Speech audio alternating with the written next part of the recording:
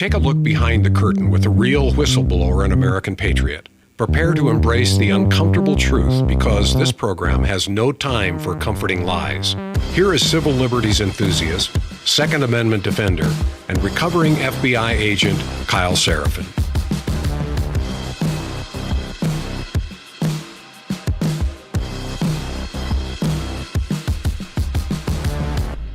Well, hello, my friends. Welcome to the Kyle Seraphin Show. Today's Tuesday. It is June the 30th. We're going to be talking today about a new Supreme Court decision that came out yesterday that tells you got to get a warrant. You can't do a geofence search without actually applying for the warrant. Here's the bottom line up front. There's a bunch of people that have basically summarized what the opinion have said. I went and looked through a bunch of social media posts. I went through the media. I've got a couple of different stories. People have said good and bad things about it. Nobody really knows what this means in reality, as far as I can tell. And so I'm not an attorney, so I'm not going to try to guess, and I'm not a judge, but I'm a guy who's had to get search warrants, and I've been on search warrants, and I know a little bit about searching. I also can read the Fourth Amendment. This is a very strange moment where there's a tool and using the tool might not be legal. It turns out that this is not the first time that we've seen this. And when it comes down to things like searches and the government, we should really tune in to this new discussion from the Chatry decision that came down. So we're going to talk about that. We're also going to talk about Donald Trump has basically told us that we've already won and we're winning. We've basically won and we will win in Iran. There's an ongoing conflict there. There's a ceasefire, but that doesn't mean that we're not bombing. That just means that we're bombing less. I actually remember that from the definition the president gave a little while ago. So the bombing has been reduced dramatically. And because of that, he's now demanding that we just lower the prices on fuel, that the people who are selling fuel, they're really the problem. It's not the market. It's just companies trying to make money. And so he's mad about that. So he's demanding it from the White House. So that's pretty great to hear. A couple of other stories that I want to get into as well. The economy, which will be the buzzsaw that the Republican Party runs into when it comes down to midterms, if you believe in that sort of thing. Here's kind of the general consensus, or my sort of general sort of thought on this, as I consider two really opposing ideas. One, if a party performs poorly, then they are punished somehow in the representation. And then two, I don't actually believe that our elections are real. I think what we are seeing overwhelmingly is the choices being made and the priorities being put forward and the sort of legislative action that takes place under this Republican Party has been a failure to the core domestic agenda, which was making Americans have a better experience financially, and then also keeping that major and incredibly important promise: can you get rid of people who do not belong in this country? Or are you going to let them sit here? We are waiting today, probably in the next 20 minutes, maybe the next 45 minutes. It's hard to say. We're going to get a discussion or we're going to get a decision out of the Supreme Court that says whether or not birthright citizenship holds. And my guess is we're going to be let down on this. And even though it's very obvious that Donald Trump was actually correct, I don't know that the solution has been that we're going to get it through the courts for them to decide, looking back, that yes, obviously the birthright citizenship was something that was meant for freed slaves, children's, and had nothing to do with randos coming into this country illegally and dropping their babies off. Nobody could have fathomed when they passed the 14th Amendment that we were going to have this moment where we would have this huge social safety net. That stuff all came 60, 70 years later. And so anyway, the die is, I think, cast on this one. There's too many years of case law behind it. But we shall see. And I'm kind of watching the SCOTUS blog over here on the right, and it's a running chat of people discussing it. So we'll see. We'll see what comes out, and I may be able to update us in real time and kind of pivot as we go do that. I also want to talk about maybe the single biggest realization that I had this morning is that I keep watching these politicians who are in positions of power. And this goes along with the idea that MAGA wants to be an opposition party. I think everybody wants to be in the opposition party. It's way easier to complain and point out the failings the other party is involved in than it is to actually go out there and execute your agenda. But I'm seeing it from people like my governor here in the state of Texas, and broadly speaking, even all the way up to the presidency. We're watching people say, look at all these problems, as though they're not the guy in the spot to be able to do the thing. And I think that we've actually, we've ceded so much ground in the argument that we are now arguing whether or not we can do this thing in light of bad decisions instead of arguing upstream. Do we have any business being here in the first place? The question should not be things like, why do we have so much fraud in our system that involves daycare? It should be closer to the effect of, why are we doing daycare at the federal level of this country that has 350 million people? So maybe a little a reminder and a refresher on some of the words of James Madison and the discussion of charity in government. That's kind of what I want to do today. And we'll see where it goes. It might get real weird because I'm trying to watch this Supreme Court decision drop. In the meantime, I'll go ahead and remind you guys that one thing you can control is the water that you drink. covepure.com/KYLECOVEPURE.com/Kyle. Guys, we're still drinking fluorinated and chlorinated water. 250 years, we're working on water that the government is telling us is good to drink. Fluoride for your teeth, chlorine to keep your things clean. It's not a decision that you might want some group like government. I had a discussion this morning about whether or not I would trust government with healthcare for me and my family. The answer is pretty clearly no. I can't think of anything I want the government making decisions on my behalf. The only thing the government seems to do is do more government. There's 209 million people in America right now drinking fluorinated water.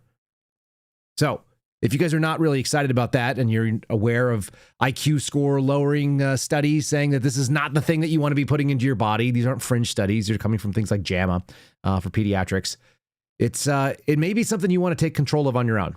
This machine is very convenient. I think it is very handsome. It's very easy to use. That's a big key. It only takes a few minutes to set up. And once you have it set up, it's literally just pushing buttons.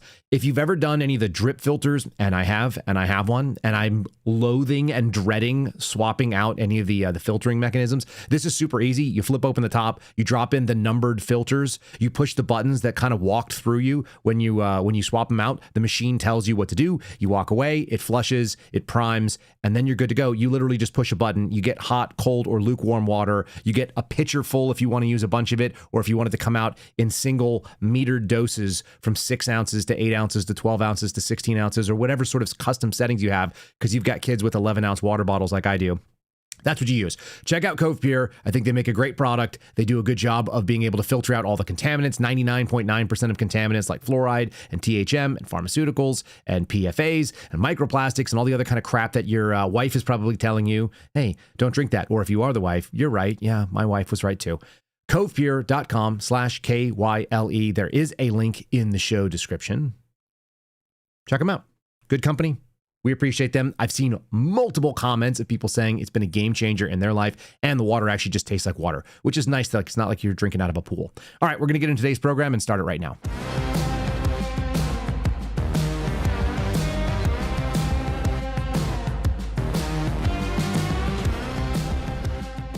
All right, I got to settle into this thing here. I'm very concerned knowing that the Supreme Court is probably going to let us down on this.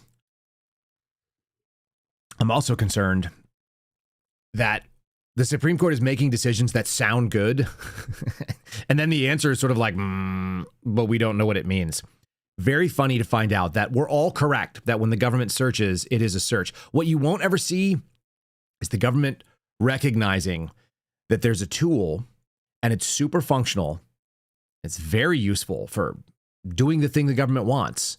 And yet it's unconstitutional and therefore it's out of bounds. They will never do that. They'll always kind of shade around it. I'm even seeing you guys in the chat kind of point out. It's like, yeah, you can pretty much expect that even though the tool may be unconstitutional for use, it doesn't mean it's going to get outlawed. There'll just be some end around. There'll be some exigent circumstances. This should be something we actually argue further up. We shouldn't be having the discussion, I don't think, if we're being constitutionalists. If we're being people who looked at the plain words of the document and said it means something, it should mean something, and we want it to mean something to us, we shouldn't be finding reasons to cut those corners. If you know anything about the Fourth Amendment and the case law that's been built up around it, they look into British common law. They look into sort of like what's a public good. And then there's all these exigent circumstances and the exception for being in a motor vehicle. And there's all these sort of cuts that say when you don't need a warrant. And as someone who worked in law enforcement, that's really convenient. The problem is you're like, you basically can create the circumstances such that you don't need to get a warrant. And that subverts the original reason why you had the Fourth Amendment in the first place. This is the argument that we are not going far enough upstream. I'm going to play you a clip from Greg Abbott in a second, who's crying about things that Muslim communities are doing in Texas. And he's doing it as though he's not the governor of the state of Texas. It's a bold place. This is the same sort of upstream argument I'd like to see people conserve. This is how I know there's no conservative party in America. It's very obvious to me. This guy that I'm seeing here, this is a political analysis coming from truecharity.us. I'm going to read a couple lines from this. All of these things they should kind of make you feel sick. Because this was written in 2017, almost a decade ago. And the situation is completely, it's unrecognizable to the people that founded this country. It's a guy named James Whitford. He says, I was in a meeting with some people who work for a government-funded organization that helps other organizations get funded by the government. I hope that sounds strange to you. It should. The conversation was cordial enough, but it certainly had tense moments. Like when I bluntly declined to participate with a group that strategizes to take tax dollars for the work of charity. Unfortunately, today, the position that charity should be privately funded is ridiculed as unrealistic. But that position is nothing new, as is the temptation for legislators to appropriate someone else's earnings to provide relief for strangers in need. Madison was one of the first people to talk about this. This is a discussion about war-torn Haiti and what we should be doing in Haiti as a country. Oh, wait. Even though it's 10 years ago, it almost does have something to do with what's going on right now. We had a SCOTUS decision come down, yesterday? Or was it the day before? Pointing out there should be some expectations that Americans can use their own money for charity in the way that they most want. And they shouldn't be forced into it. To say it in a different way, we could go to one of our founding fathers. Charity is no part of the legislative duty of the government. That's James Madison. It would puzzle any gentleman to lay his finger on any part of the Constitution which would authorize the government to impose the relief of sufferers. That's the point I'd like to make. I'd like to go upstream and say, under what circumstances do you think you have the authority to take this money and to do this thing? The incredible part of that is, which this is the argument against socialism and communism, it should be that if the money is left in your own hands, then you're going to do the thing that you think is best with that. And when you have a good and moral people, and you have people that have Christian Western values, they're going to look around and say, aha, I see someone in need. I'm going to do something to help them. It is my choice. And I have the funds to do it. And the reason I have those funds is because the government's not dipping into my pocket, taking all the things from me before I get a chance to do what I want with them. Charity is meant to be a private business. It is not meant to be a government thing. And yet, at the same time, you're seeing our government cry right now, and they're pointing out to you, oh, look how scary the world is. The world is full of really dangerous, they're not socialists. Donald Trump said this from the White House. They're not socialists. They're communists. Let's call them what they are. Apparently, we're actually in a moment right now where that's the talking point. The fear has to be pressed out. You have to be scared of communists. Even though I showed you yesterday, the polls across the board for Democrats is very, very low, and general voting, outside of New York City and some of the other sort of wildly left-wing areas, you're not going to see that there is a broad support for socialism or communism, even though we have a ton of it in this country. We have a ton of appropriating your wealth and your money and your wages to somebody else without you really having a direct say in it. The talking point now is we kind of blew it. We're in power, but we suck at it. So you should be scared of the alternative, which is that they want to do communism. And they're using those words specifically, not socialism, communism, not democratic socialists of America, communism. Donald Trump said it. Here's his spokesperson saying the same thing. This is the White House press secretary. I guess this is going to be the talking point going out, because they're setting up the us versus them. If you're not with us, you're against us. This sort of what I would call false dichotomy. Either you support Republicans or you support Democrats. Or maybe you sit in my camp and you're like, I'm a bacon cheeseburger nationalist type. I think you guys all suck. And I don't even think that you guys are addressing the problems that we see. I'm looking upstream and asking, why are you even involved in this as a government? And you're out there trying to negotiate whether or not you can shave the edges.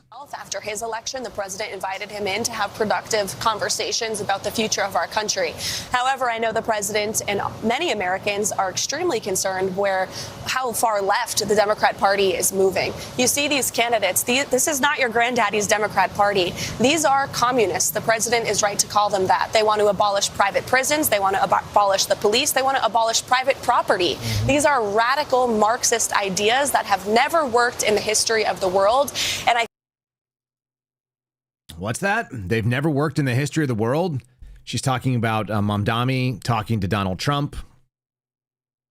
They've never worked in the history of the world. They want to abolish private prisons? Is that a thing? Yeah, maybe it's because we're seeing that when elected, the so-called conservative party, which is not, it doesn't do what it's supposed to do. And people are catching on to it because you've had 18 months. Remember, the first thing that we were supposed to see, we were supposed to take a pause.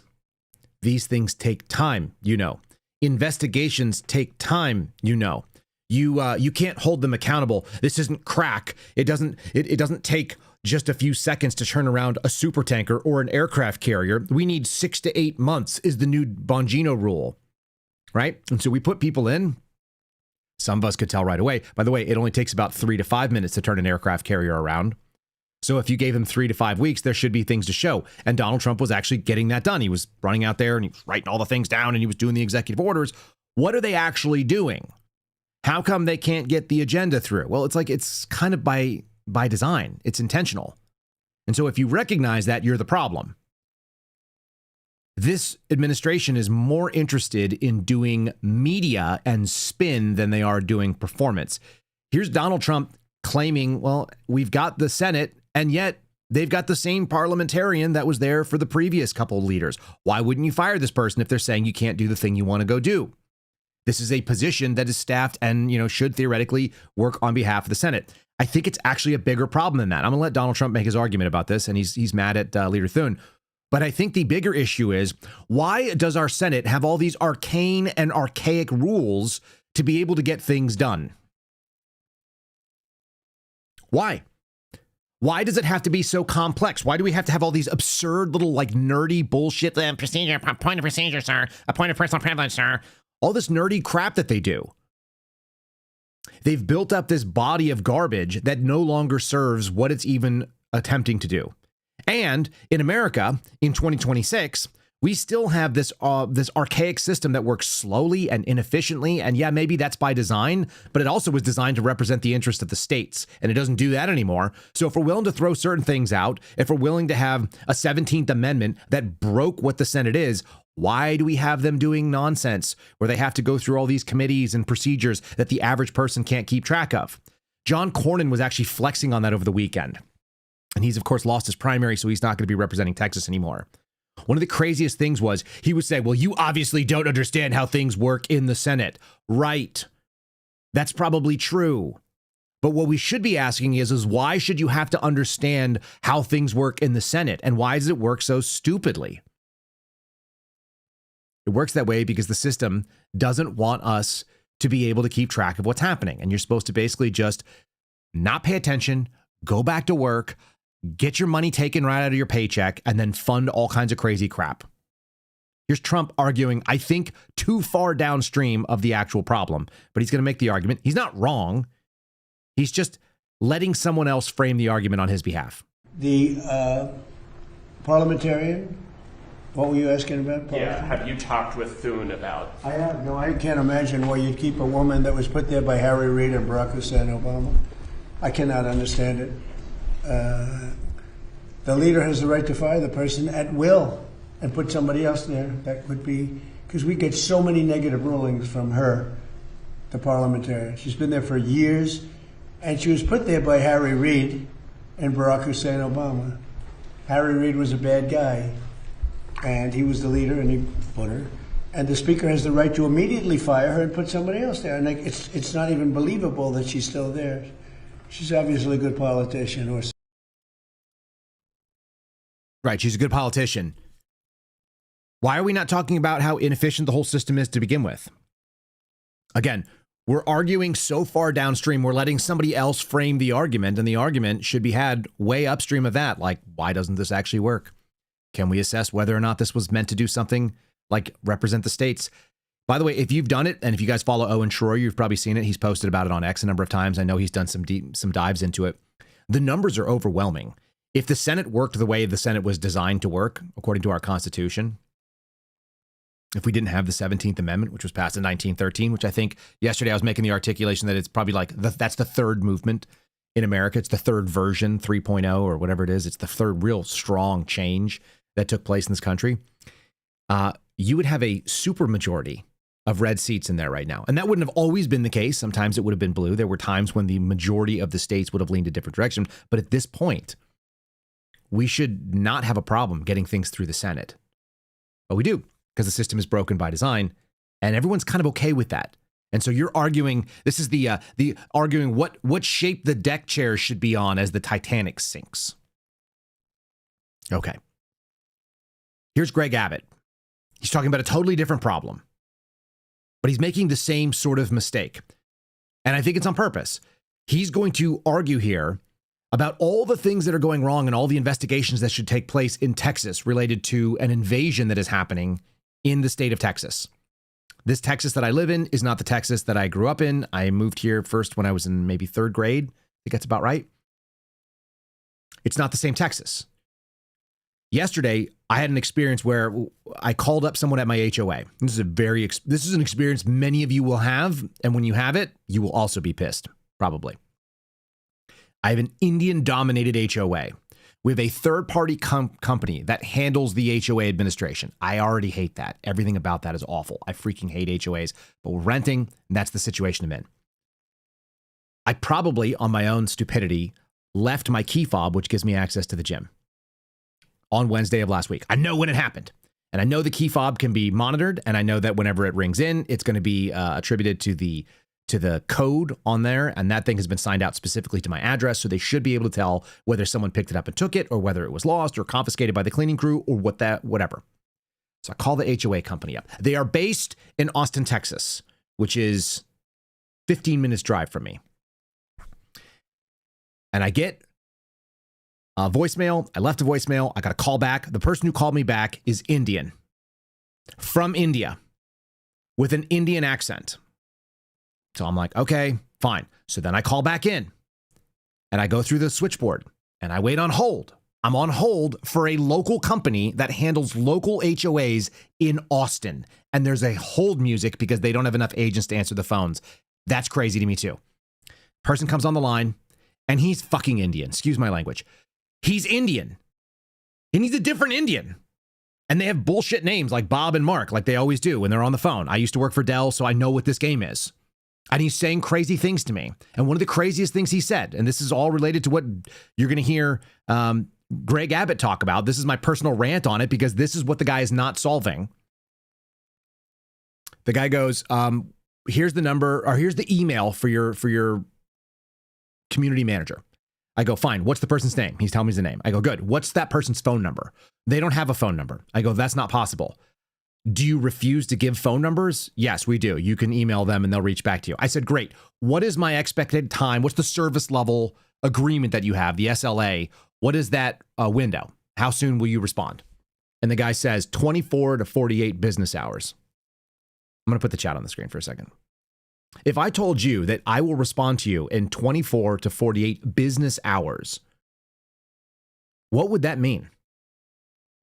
So I said, okay, do you mean that's 3 to 6 business days, or do you mean that it's 1 to 2 business days? And the guy sounded like I just put the phone up to like a diarrhea blast. Like he had no idea. He didn't understand. He was confused. He was horrified. He's like, but it's 24 to 48 business hours.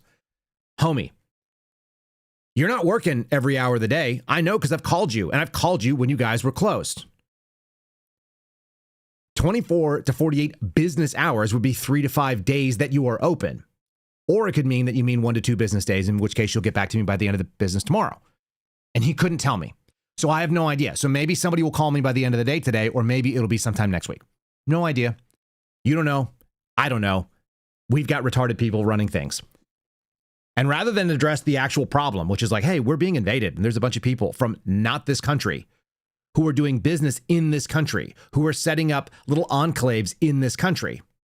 And they're passing crazy ideas, shitty things like socialism or communism or whatever, or religious majority rule for their tiny little ethnic enclaves that has absolutely no place in this nation of people that abide by Western civilization. Okay, what are we doing instead?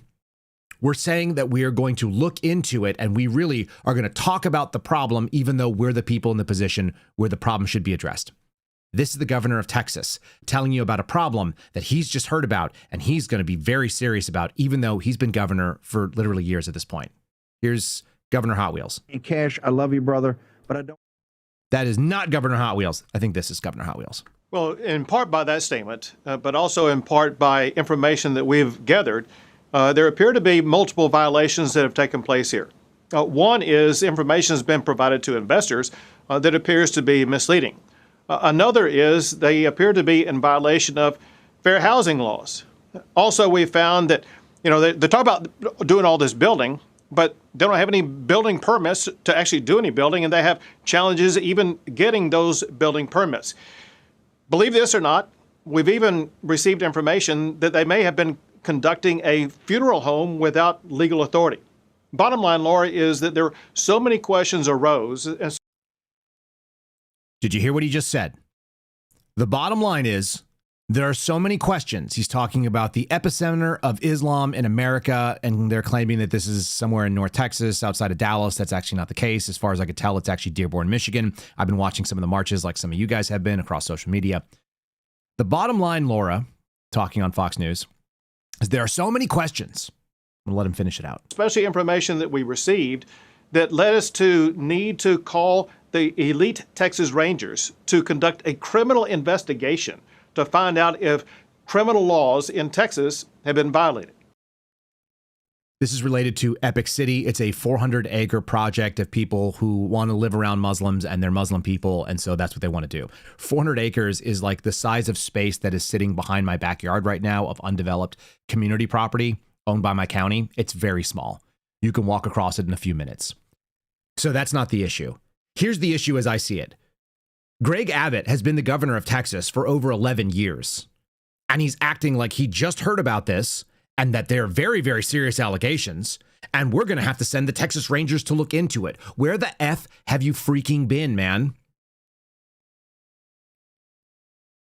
He was elected in 2014 for the first time. He's going to get reelected in November, most likely. We've got real questions here. Can you believe it? Meanwhile, we have one of the largest statues anywhere in the United States in the state of Texas, and it's to a Hindu demon god. And there's all kinds of crazy stuff going on in this state. And there is no assimilation. And it's being enabled by the people that run the state. So we're acting like, I'm outraged. Could this be? Is this stuff true? I mean, we've got real questions here. You're the guy who can answer the questions. You're the guy in the position to do the answering. It's the same story I see nationally, which is why I had that Bannon clip, and I'll play you that in a second. Everybody gets in and acts like they're not now the guy responsible. We teach these people the wrong lessons. Ask all the questions. Point out all the problems. Maybe lay out your hypothetical solutions, even though you don't know if they'll actually work. And then the minute you get there, none of them know how to transfer. They never transition from campaigning for office to executing what they campaigned upon. Need an example of it? It looks like this. I listened to Greg Bovino, who used to be the commander at large for the Border Patrol, who stated the same thing that I've been telling you. He was on Bannon's show yesterday or the day before. The seal the border part. I'm showing you Agenda 47. If you're just listening, I've gone back to my list of 20. Why do I go back to it? Because it's the rubric by which this administration told us that we could evaluate how they did. If you campaign on something and I go out and look and decide, have you done what you campaigned on? It's very simple. The answer is yes or no as we run down the line. They sealed the border, but it was an executive decision only. To stop the migrant invasion, did that mean temporarily when you guys were reading this? When you were saying, 20 core promises, what Donald Trump said was they wanted to temporarily hold off on people coming through. Or did we want to do the quote unquote build the wall solution, which is that we are going to create a barrier, which should be both physical and it should be litigious between another country and our country. There's no transition. We're just going to scare you about communists. We're going to try to do scare tactics. Can you believe it? The left is out there. They're dangerous and crazy. Yeah, we know that. If you're a conservative person, this is not groundbreaking information. It's not even like that much. It's not even that interesting, to be fair. I've got a sort of a video of what goes on some of these like horrifically weird left-wing podcasts. Let me just give you an example of that. Since I spend a bunch of time punching the right, the reason I punch the right is because I have expectations they're not going to do loony lefty stuff. This is why I'm not arguing against the other side. The other side's arguments are insane. This is an insane person. I'm going to play you the whitest white woman in the history of white women in America, talking about how black and brown people are excellent and better and more handsome and better looking and have better ideas. I kid you not, that's the actual argument. And she's saying it to the second whitest but most retarded looking white woman ever, who's wearing those special glasses that let you know that they live inside of a fishbowl and the world that they see is walleye vision, apparently. They are artificially putting on glass features of their face to make themselves look like they have Kash Patel eyes. And then we'll do a Kash Patel discussion after that. This is nuttiness. This is why I don't have to address this. But let's just do it for sort of like for sport. This is why I don't sit and complain about lefties all day. Because theoretically, the Republican Party, which is supposed to be on the right-hand side of the aisle, which is supposed to represent people like you and me who are listening, yeah, we're supposed to be the ones with our representation in right now. This is supposed to be the time when they're going to be clawing things back from these psycho crazies. And this is psycho crazy stuff, as far as I can tell. And I'm not being hyperbolic. They don't want people to be able to fail forward the same way they do, because somewhere deep inside them, they know they're not the smartest people in the room. They know they don't have the best ideas in the room. How do we know this? Because they're borrowing ideas from Nazi Germany, a failed experiment that led to a Holocaust of millions of people. But they're trying it again because they're so inferior and they're so terrified that Zoran Mamdani or that Barack Obama isn't white, but they're smarter, they're better looking, they're more liked. And I could go on and on and on down the list. Black excellence or brown excellence exposes white mediocrity, and they can't stomach it. I'm just shaking my head. I'm all shoulders with stuff like that. You have to know that those people are out there saying the thing that they're saying, and that's a crazy person. That's an unstable human being. That's the lady that you walk into a room and she starts scolding you, even though she doesn't know you and she has nothing to do with you. And you're like, oh, I'm a grown up. I'm a grown man. My two options are slap you, Sean Connery style, give him a good slapping. Sometimes you got to give him a little slap around and straighten her from whatever psychotic rant she's on, or just leave. I don't know who the audience is for that. The audience is a bunch of white women that want to be scolded that black and brown excellence exposes white mediocrity. The shit are you talking about? So anyway, I don't need to spend all my time over there. That's my favorite. Watching people on the political right that are going out there and they're setting up these like crazy women punching bags. They're running Rachel Maddow, who I know is totally a disingenuous actor. She's too smart not to be. And they want to do that. No, I don't care about those people. I'm never going to find common ground with that person. I'm going to leave the room because I'm not going to slap her, just to be fair. It's like, you're from the University of Mars, as one of my uncles used to say. Incredible. Where's your spaceship? I had a buddy who used to say that to people that would do crazy stuff. He wouldn't even engage with them.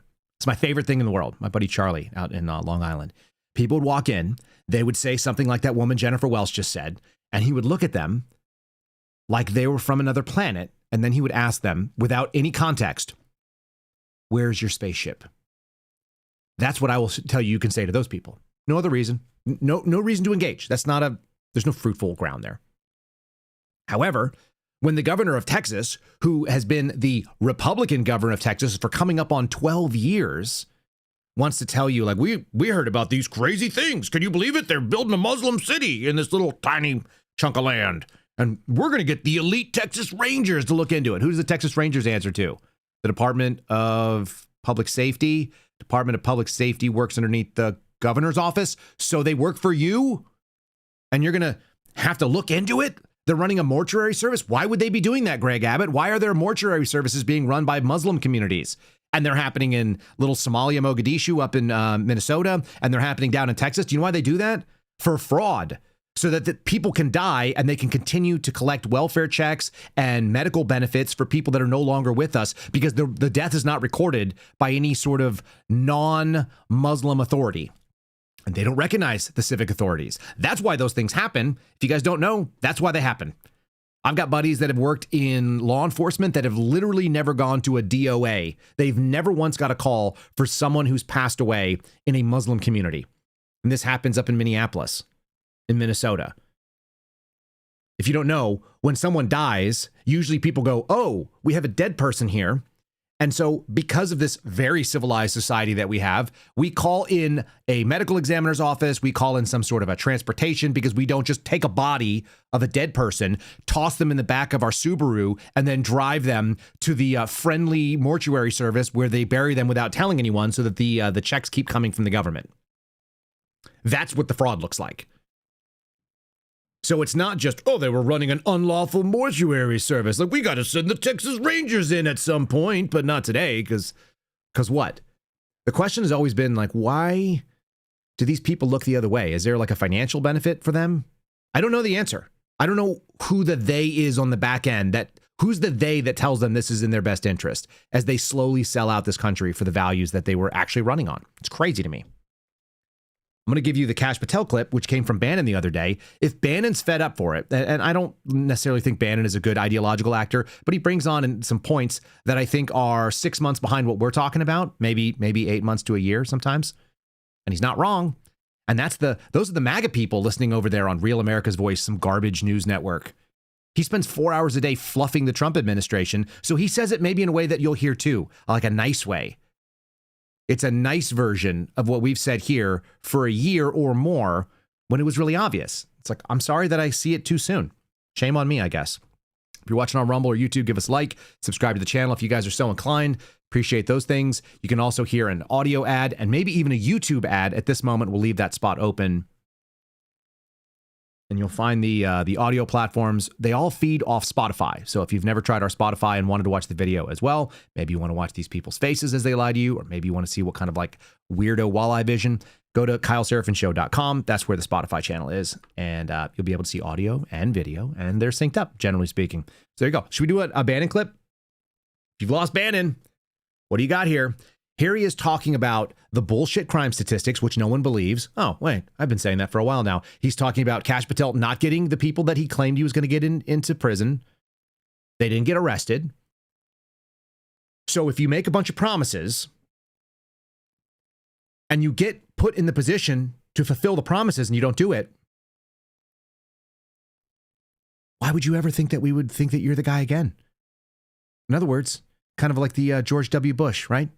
You fool me once, shame on you. Fool me twice. You can't fool me twice because I won't be fooled again.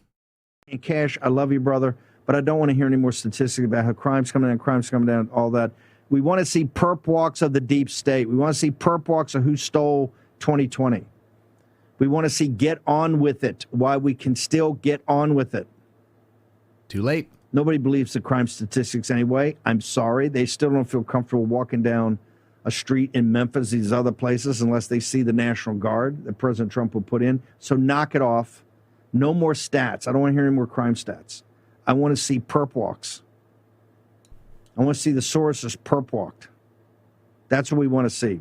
Perp walk George Soros, all good. Then you can give me crime stats.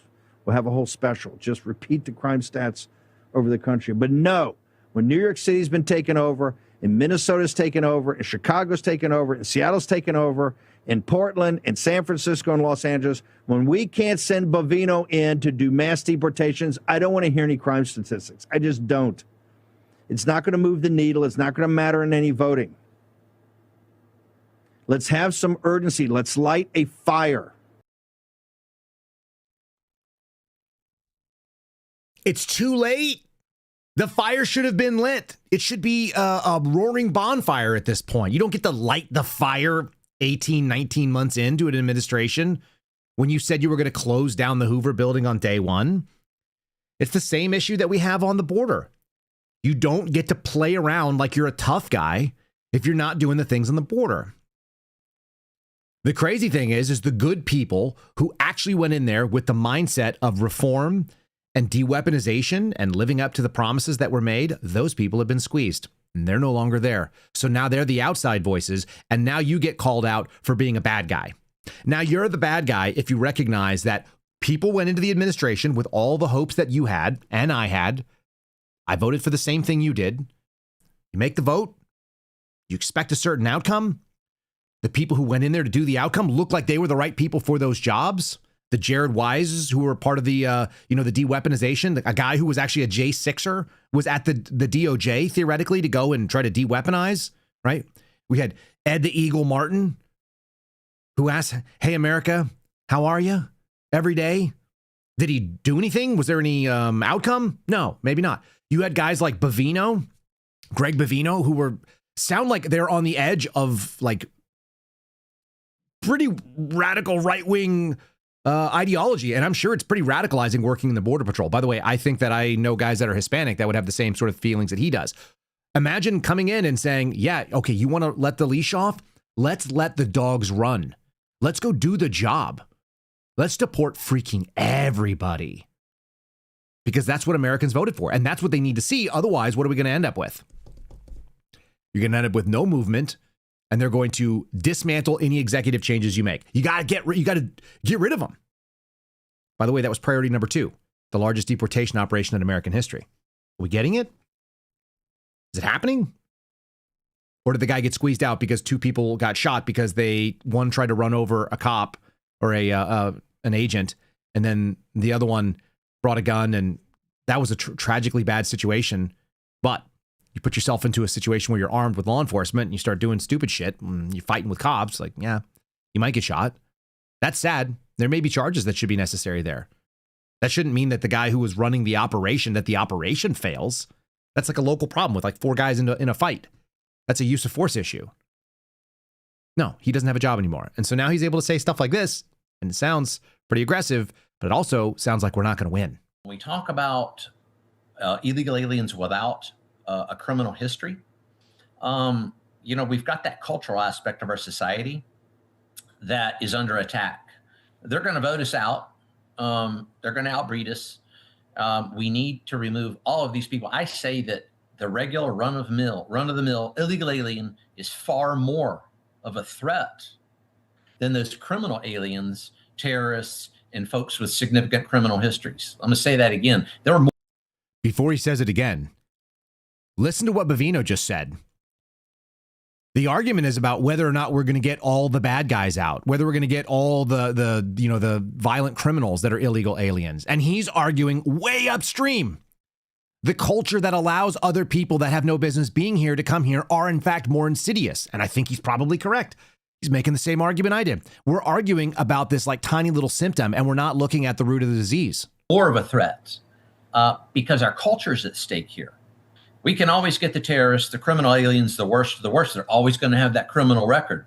We can hit them, from now till Sunday for the next 10 years. We can hit those folks all the time, but we've got a very small window to go after those 100 million other illegal aliens right here in the United States via mass deportations.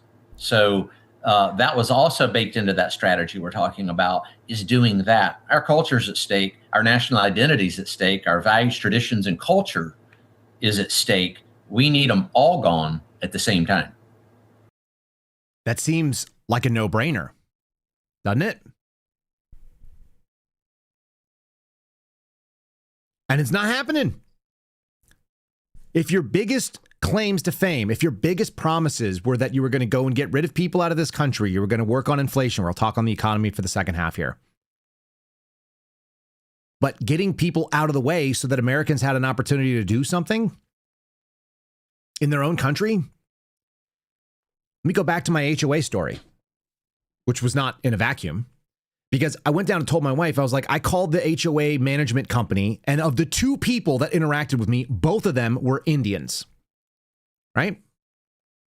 Non-American born, foreign accent. I don't know what sort of situation got them here, but they're working in this country and they are not from or of this country. Now, maybe they're citizens now, but they had no business being here as far as I could tell. Here's the crazy thing. We were both talking about it. I lived overseas. I was in England. I had a stamp on my passport that said I had no recourse to public funds, which means I couldn't use any of their public benefits, doctors, and so on. And I had no right to work and earn any money. I was allowed to be compensated for my expenses when I did some things for a student internship. But I couldn't get any money outside of whatever I spent. I couldn't go in there and make any kind of a salary. My wife went and got work in Italy when she was younger. This is like early 2000s, 2002, 3, 4, whatever, that kind of era. And she said the jobs that she got hired for in Italy had to be proven that they could not be offered and could not be filled by an Italian. That's the only reason that she was able to get the job she did. And they were like English as a second language teacher and some other stuff like that. In theory, that's what goes on with the H-1B system too, which is where we get all these Indian people. In theory, the job has to be advertised, made available to American citizens, kids coming out of college and so on, and then not filled by Native American born people who have a citizenship and the right to work in this country. And then they can be offered overseas. So what do? They do this really simple thing. They advertise those jobs in a way that no one will ever find them. They say, how do people find jobs today? Got it. Let's advertise this in not that way.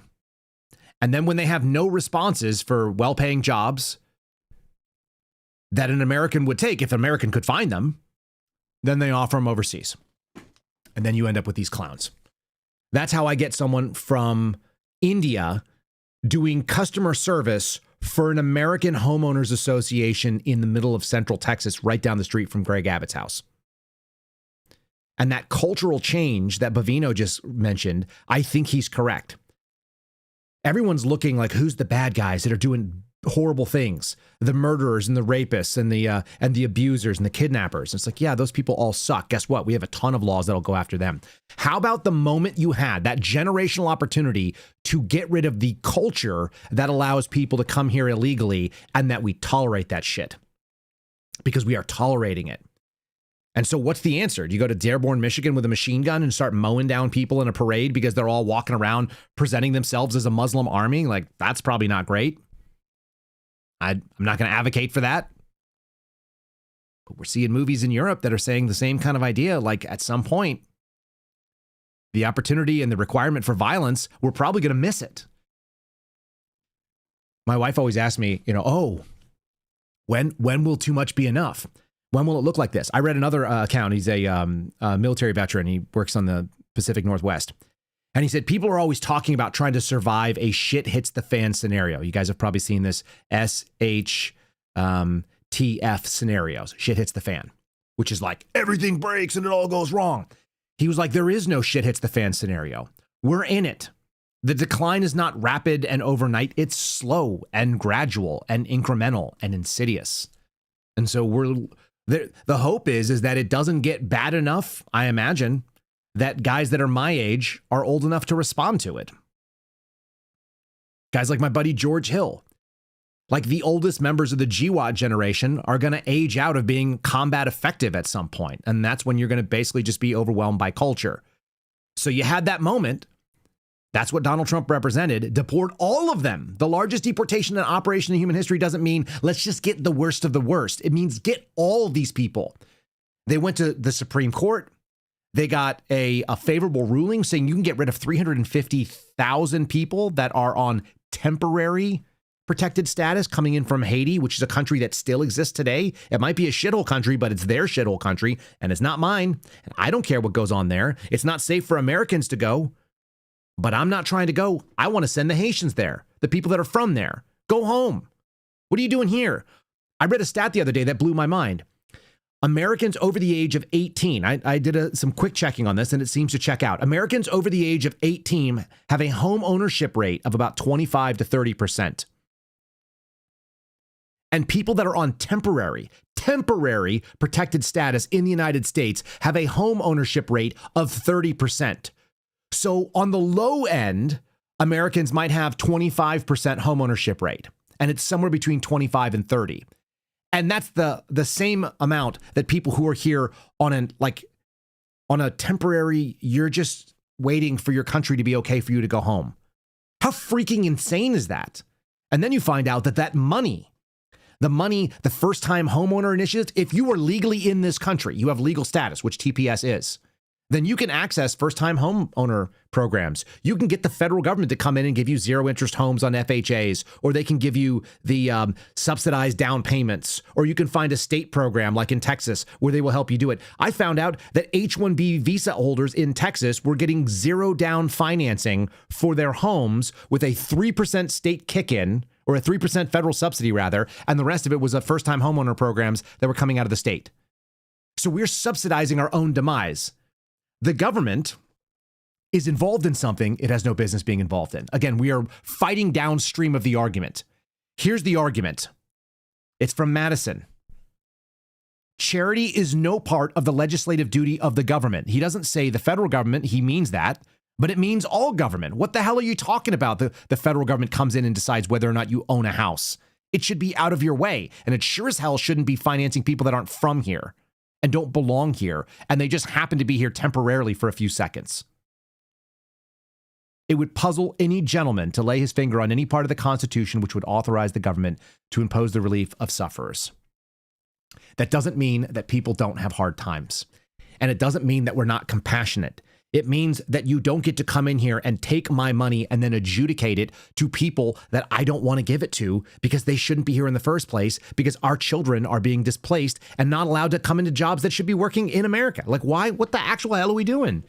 So this self-serving, suicidal empathy nonsense, this is the same attitude of women that pop up and defend Scott Pressler, this like flaming homosexual guy who runs around and flips his hair like a damn tranny. Like, why are you being mean to Scott Pressler? I'm like, I just want a conservative party. I just want a party that says limited government is the answer. Do less. Get out of our way. Stop taking our money and let us do what we want with it. Let me take care of my neighbors. I will. Let my friends and I get together and solve problems for those because we have all of our money in our pocket. Instead of you guys coming in and making me think that the problem is solved, and instead you're giving it to freaking Patels who are not from here and can't speak English and don't know what the hell 24 to 48 business hours means. They should know what it means. If I ask you, hey, what are those words you just said? The syllables that fell out of your face hole, what did they convey to me? Should I expect an answer by the end of the day tomorrow or next week? And they're like, they have no idea. Pretty wild. So at least we got a tough guy in there, right? We had Kristi Noem, who was busy trying to run for president while she was the Secretary of Homeland Security. And she was so busy trying to run for president that she didn't notice that her husband was putting on fake boobs and paying hookers to love him and give him beauty tips for his weird cockeyed fake boobs, his bimbo trip. So that was in charge of Homeland Security. She was spending $200 and something million on her own like self PR campaign. So luckily we got a common sense regular person in there, right? We got Mark Wayne, that's his first name, Mark Wayne Mullen, who was a plumber and owned a plumbing company and worked in Oklahoma. I love Oklahoma people. I really do. I actually like Oklahoma people because they remind me more of like what down home Texas people used to be. Oklahoma has some wonderful human beings in it. It's got some dirtbags, obviously, like everywhere else. But like Oklahoma is really kind of the center of America. physically. And if you go meet people in Oklahoma, you're like, these people don't even have anything and they're good people. So you would think that a plumber from Oklahoma would be a very common sense solution who would walk in and go, I'm not fancy and I don't got a lot, but I know how to turn a wrench and I know how to make one thing happen. I know that my job was to make water go from there to here without dropping it everywhere else. So one would think that that would be a great common sense, guy who sees the problem for what it is.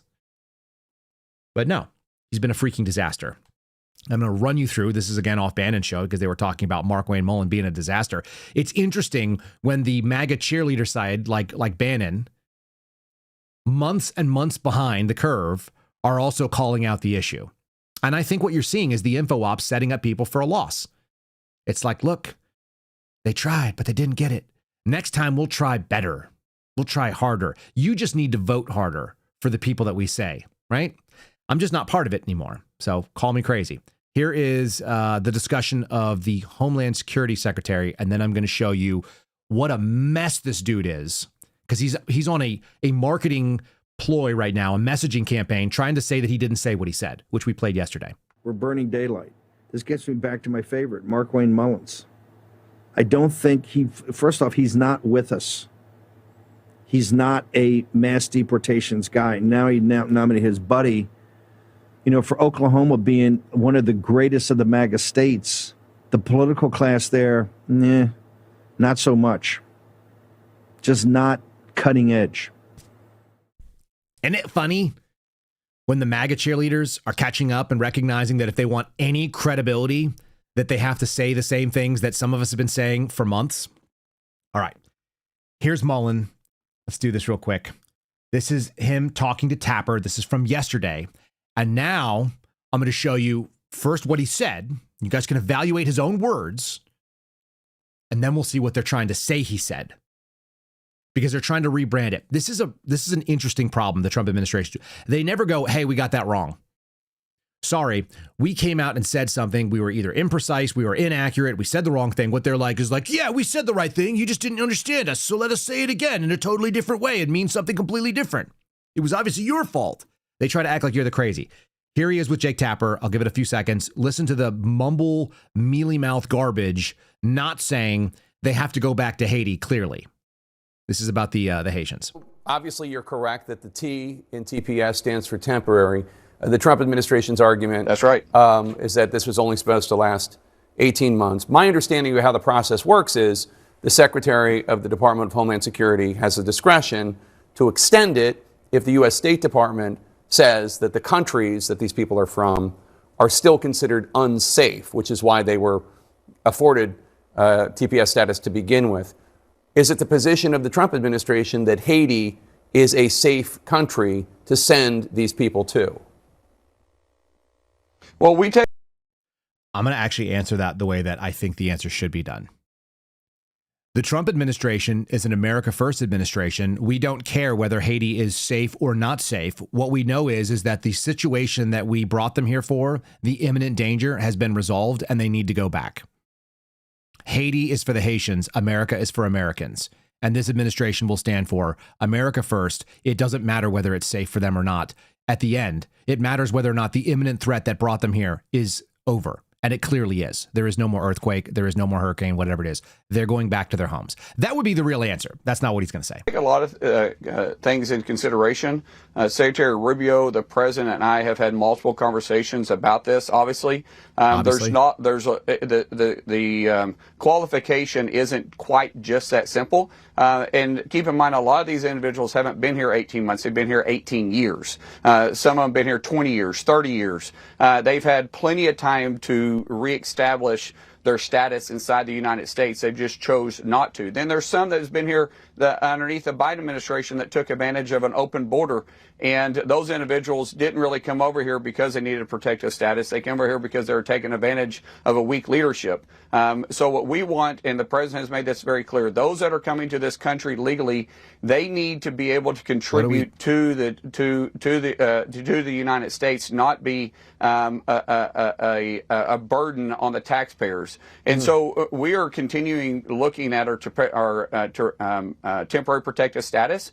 Those individuals that do need assistance because of the country they're in, we're always looking at them. There isn't a more generous country in the world than the United States, but we don't want people to take advantage of it.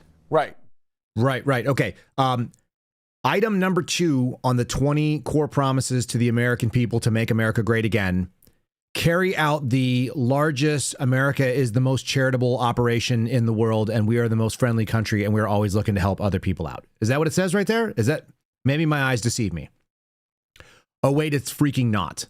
Carry out the largest deportation operation in American history. When you get a Supreme Court ruling that's in your favor, you get rid of them. Why? Is it safe? Can these poor Haitians go home to safety? Not my problem. My wife and I were at the playground the other day, and there were some families doing some really weird stuff with their kids. And it wasn't illegal, and I don't think it was immoral. I think it was poor parenting. And so the answer we have to each other whenever we see other people doing shit that is completely illogical to us, and it's something we would never participate in, but it's not really our business, we say the same thing. Not my circus, not my monkeys. What goes on in Haiti, that is not our circus, and that is not our monkeys. Send them back to their own country. The end. Don't give some half-ass answer about we're going to do the nice things. This compassionate conservatism garbage, it's a failure. It's not what Donald Trump ran on. We didn't run on, we're going to be the nicest people and bring in the most, and we're going to be the most welcoming society, and we want to make sure you can re-establish yourself here because some people here have to give a net positive. Nope.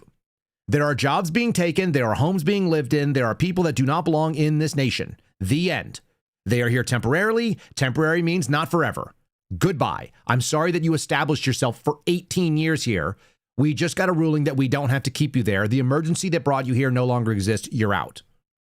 Go back. Here's $2,100 to go reestablish yourself in a plane ticket, I guess.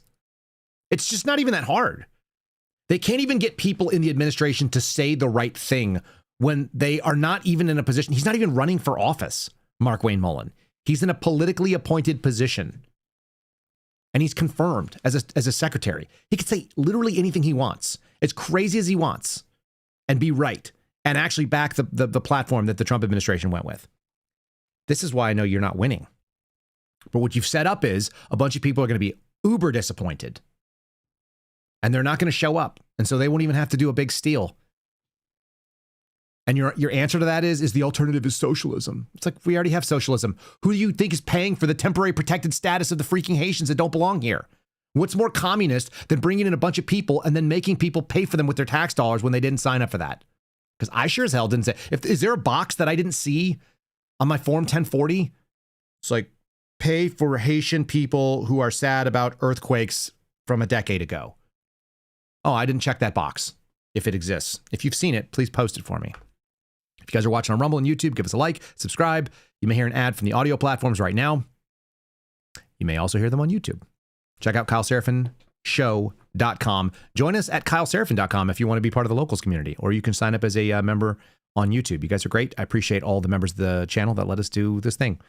This is mental health day for me in some ways. We're going to get to the Geofence thing. The funny thing about the Geofence thing is, who freaking knows? That's the best part. Nobody's actually working upstream to solve the problem. Okay, I let you play the Mark Wayne from yesterday. Now we're going to do that compared to this. This is what he did yesterday. This is what I would call damage control. This is when you say stupid shit in front of Jake Tapper on CNN and everybody goes, excuse me, sir, but that's not what we ordered. We actually ordered an America First president who was going to do massive deportations. And I don't know what you just said, but that wasn't it. And he was like, of course it was.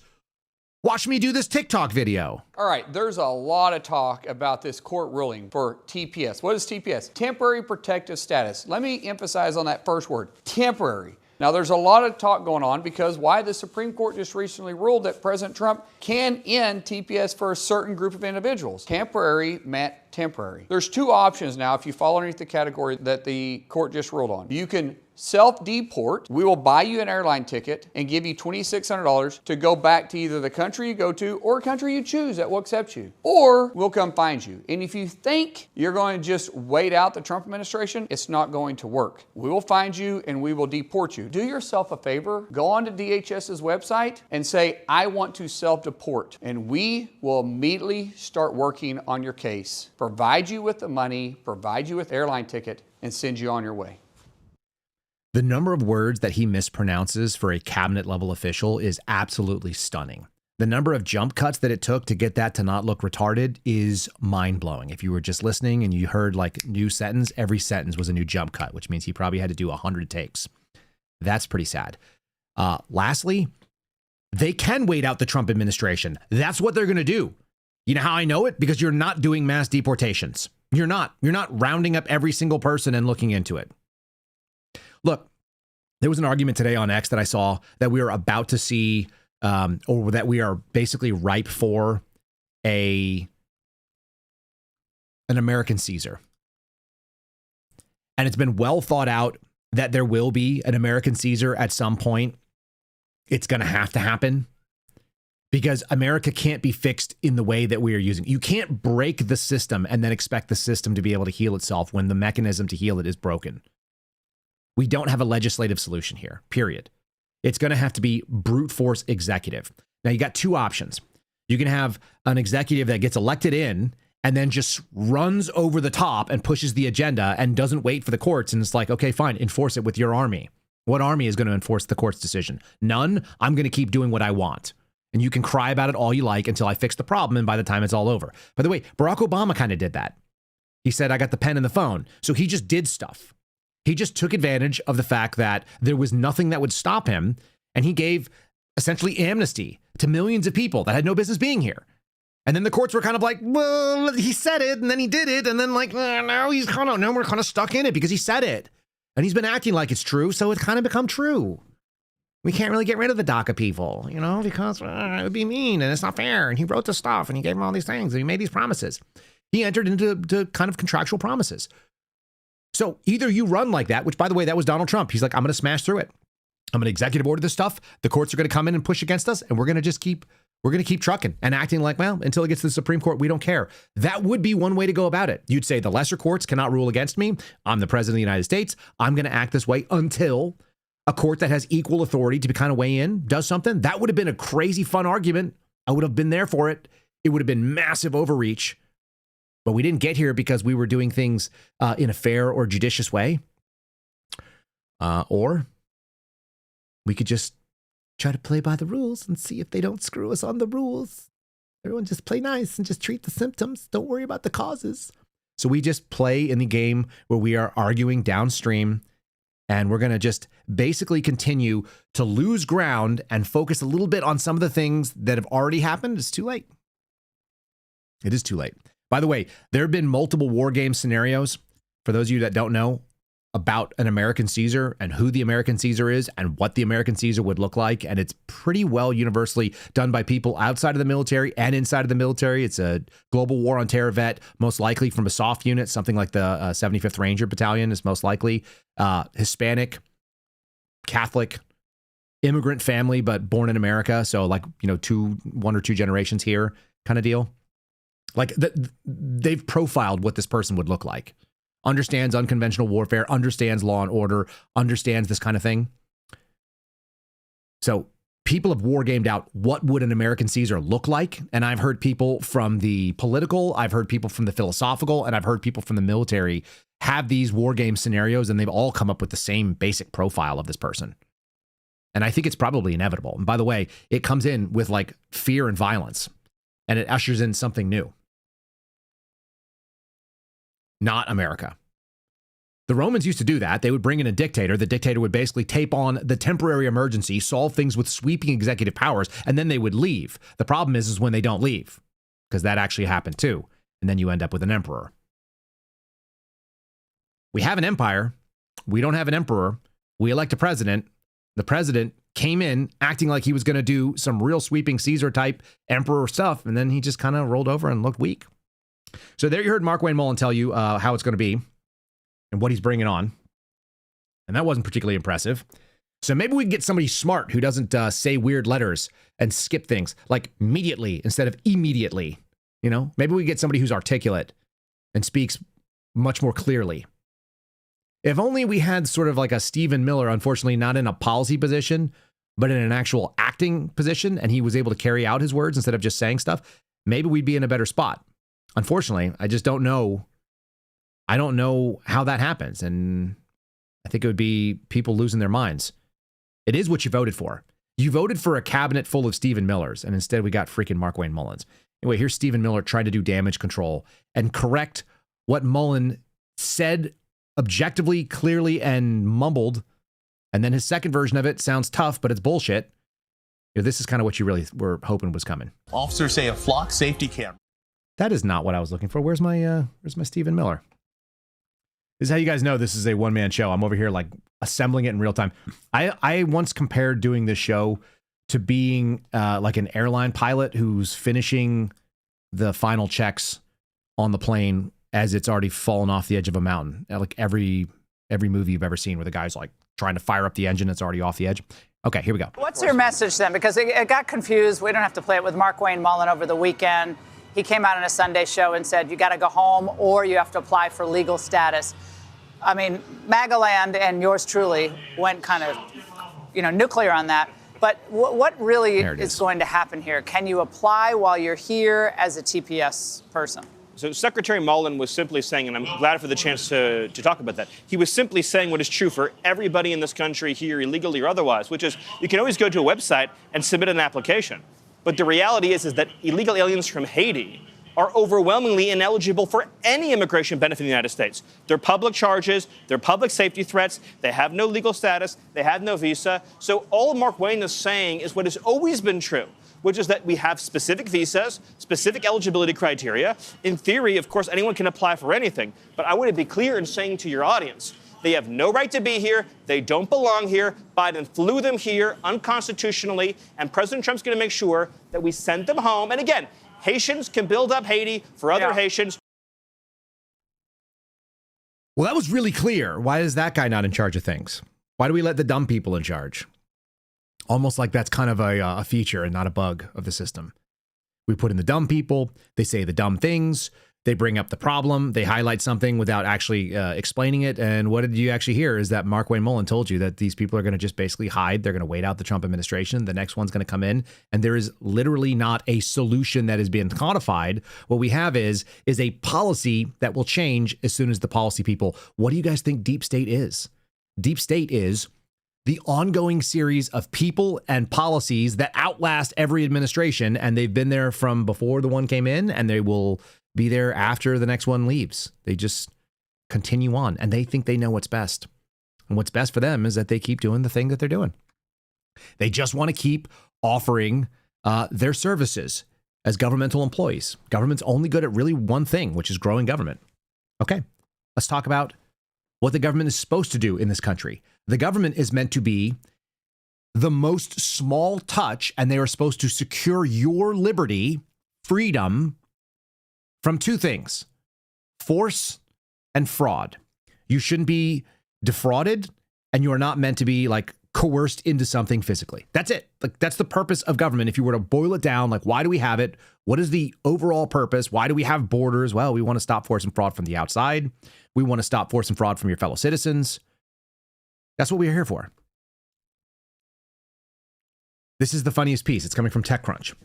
This is this decision that was dropped yesterday about geofence warrants. And a major privacy win. We'll talk about how major this thing is, because I don't know that anyone knows what it means. That's the best part. I went looking for clips. There's not a single talking head that I could find that went out and said, this is what it means. This is how it'll be handled in practicality. They referred it to the lower court, and they basically only ruled one thing. A geofence warrant does require a search warrant. It is, in fact, a search under the Fourth Amendment. That's it. If you guys don't know how our system works, and I'll read this in just one second, but let's just be real kind of like pedantic about the way our legal system works. When you are in the lower court, so you're either in the district court when it comes to federal court, or you're in whatever your state courts are, the initial appearances you're dealing with them, the original discussion is the facts of the case. So they are arguing whether or not you violated the law. The appeals circuits and the Supreme Courts end up deciding whether the law was properly applied. So questions of fact are dealt with up front, and then questions of law are dealt with over the appeals. Was the law correct? Was the interpretation of the law correct? Was the execution of the law followed properly, et cetera, et cetera. So they've referred this back down to the lower court with this Supreme Court win. This is the Chatry decision. And the question will be, okay, well, then what is the lower court even going to do with it? And I'm fascinated to find out, because now that they've ruled it was a search, was it an unconstitutional search? Does that mean the entire case is thrown out? Major privacy win. Supreme Court rules that geofence warrants are protected by privacy rights. Here we go, which is to say that they are a search under the Fourth Amendment. The U.S. Supreme Court yesterday limited law enforcement use of quote-unquote geofence search warrants in a major legal ruling that is set to have broad ramifications for privacy rights in law enforcement across the United States. In a 6-3 ruling, the U.S. top court said, quote, an individual has a reasonable expectation of privacy, this is what these all hinge on, these REPs, of his cell phone location information, which is interesting because you sign away that cell phone location information to a third party. Right? You sign it away to Google, you sign it away to people that are using the apps, and so on and so forth. According to the court, that means that people have privacy rights when it comes to location history collected by their phones, as well as the services and the apps that are running them. And because of that, the court has ruled that authorities need to obtain a search warrant when asking tech companies such as Google for the location data of their users, including when requesting historical geofence location data. All right. I'm going to try to break down what I think the implications here are and how I don't know how it'll be actually properly applied. In part, the Supreme Court argued that authorities need to obtain a search warrant to get geofence data location because a user is not willingly sharing their data location to a company like Google by simply using their services. Well, your terms of service probably say otherwise, but the Supreme Court has spoken. If that was the case, then the third-party doctrine, which generally says people have no expectation of privacy when it comes to data they are willingly sharing with others, would apply.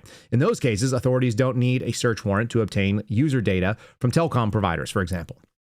Geofence warrants allow law enforcement to force tech companies to hand over information about where any of its millions or even billions of users were located at a particular time based on records of their phones' locations stored in databases. In practice, the police will draw a shape over a map. This is what's broadly defined as a geofence warrant. Police will draw a shape over a map. They will ask a judge to allow them to demand the tech companies, such as Google, to search their vast banks of user data location and then tell them which of their users were there at the time of the inquiry. So broadly speaking, here's a picture of a city. This looks like New York City as far as I can tell. And what you have is an artificial circle. It's a boundary. It's centered on one point. It could have different boundaries, but this is centered on one point. And then it's expanded out to include some radius. And then every phone that pings off a tower within these radiuses should be collected and handed over in this massive spreadsheet of phones that show when they pinged and roughly where we think they were, how many different towers hit them, and where they were physically in that space. The problem, I think, is going to come down to if that is a Fourth Amendment search, and it sounds like it is. So the Supreme Court simply ruled that the Fourth Amendment, which protects unreasonable search and seizures and effectively protects privacy rights, applies to location data collected by companies such as Google from their users' cell phones. Their users' cell phones. Yeah, I'm looking at this construction because it's always interesting to me that the cell phone, you can't really use it without a network. And there's all these different sort of updates on there. And so the question of like, who even owns the phone? That's always been a thing I've always looked at. If they can shut off your phone remotely, do you really even own it other than you physically hold it? But like all the stuff that's running on there, you have licenses to use the software, but you don't own the software. I think that's interesting. Okay. The decision doesn't stop law enforcement from getting historical cell phone location data. This is where it's going to get really weird. It simply ruled that authorities need to get a search warrant when requesting geofence location, and that it has to show probable cause that the target may have committed a crime. The case is called Chatry versus United States. It accuses the government of using information during the trial for a bank robbery that was collected due to an unconstitutional search warrant. This guy's name is Okay, here we go. Okelo Chatry. Just a good old American guy involved in bank robberies. Okello, Okelo Chatry. They argued that the geofence warrant allows investigators to, quote, search first and then develop suspicions later, which flouts a long-standing norm on how government authorities demand to search or seize data from companies. Typically, you have to establish probable cause, linking a person to the crime to justify the search warrant, whereas critics argue the geofence works in reverse. Okay, so broadly speaking, here's where I see this being the problem. You're supposed to specify the person, the place, or the thing that you intend to search, and then the probable cause to believe that that person, place, or thing was involved in said crime. What a geofence warrant does is says the person that committed said crime was within the space of where the crime took place.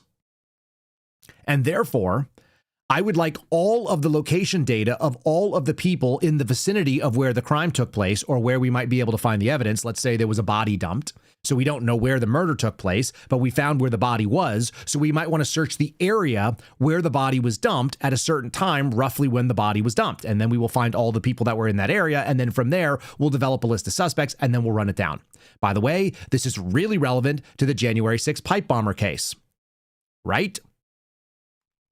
If we can go as law enforcement, if our country, because it's representing the people, right? The state, this is the Chatry versus United States of America, the government of the United States of America representing the people of America. Okay, if the people are being represented by a government that can say a crime took place here, there are 100 people that were in the vicinity of here that could have done it, we're going to run down all of those people. How is that not a general warrant? And the Supreme Court said you need to have probable cause to get the information of the people that are in the area. So someone has to tell me how this is going to work. And this is maybe why the talking heads haven't come out and said it. I don't think you could do a geofence warrant anymore then. Because strictly speaking, the geofence warrant is a time and a place. And it's looking for all the devices that were in that space. But you need to articulate how to get the information of Kyle Seraphin, who's in the subset of people in that space. Which means you need to know that Kyle Seraphin is a suspect in the first place. And then you want to basically find out, was Kyle Seraphin there? So you can subpoena my records. You can do a search warrant for Kyle Seraphin's records in that bank at that time, but you can't do it for all the people. And what the federal government has been doing, and I know the state governments are doing it as well now, they are in fact arguing that these crimes are taking place and we're going to find the list of suspects from the list of total people that were there. Do you see how we're basically in a chicken and egg scenario? Because you can't find the list of, you can't get the list of people that were there. And you can't find the person that was there if you don't have the list. So I don't know how this is going to play out. Again, it's really, really wild how this plays out. It also has some strange implications for people who were at January 6th. And this is another example of one of the reasons why I know that we're kind of screwed with this administration. This is very frustrating to me, but this is Jared Wise. He's a former FBI agent. He was on scene on January 6th. He was one of the January 6th defendants, and here he is talking about this thing. The U.S. Supreme Court has ruled that a geofence warrant is a Fourth Amendment search. The FBI used these geofence warrants on January 6th. They were around before then, but the interesting thing is that most people became aware of them in a really big way when that enormous dragnet dropped down and the DOJ identified every single person that was at the Capitol at that time, and they were doing everything they could to get these huge lists of people to overlay. They wanted geofence warrants. They got, my friend George Hill pointed out, they got all these bank records that were volunteered from the bank to the FBI saying these are all the people that did transactions in the entirety of Washington, D.C.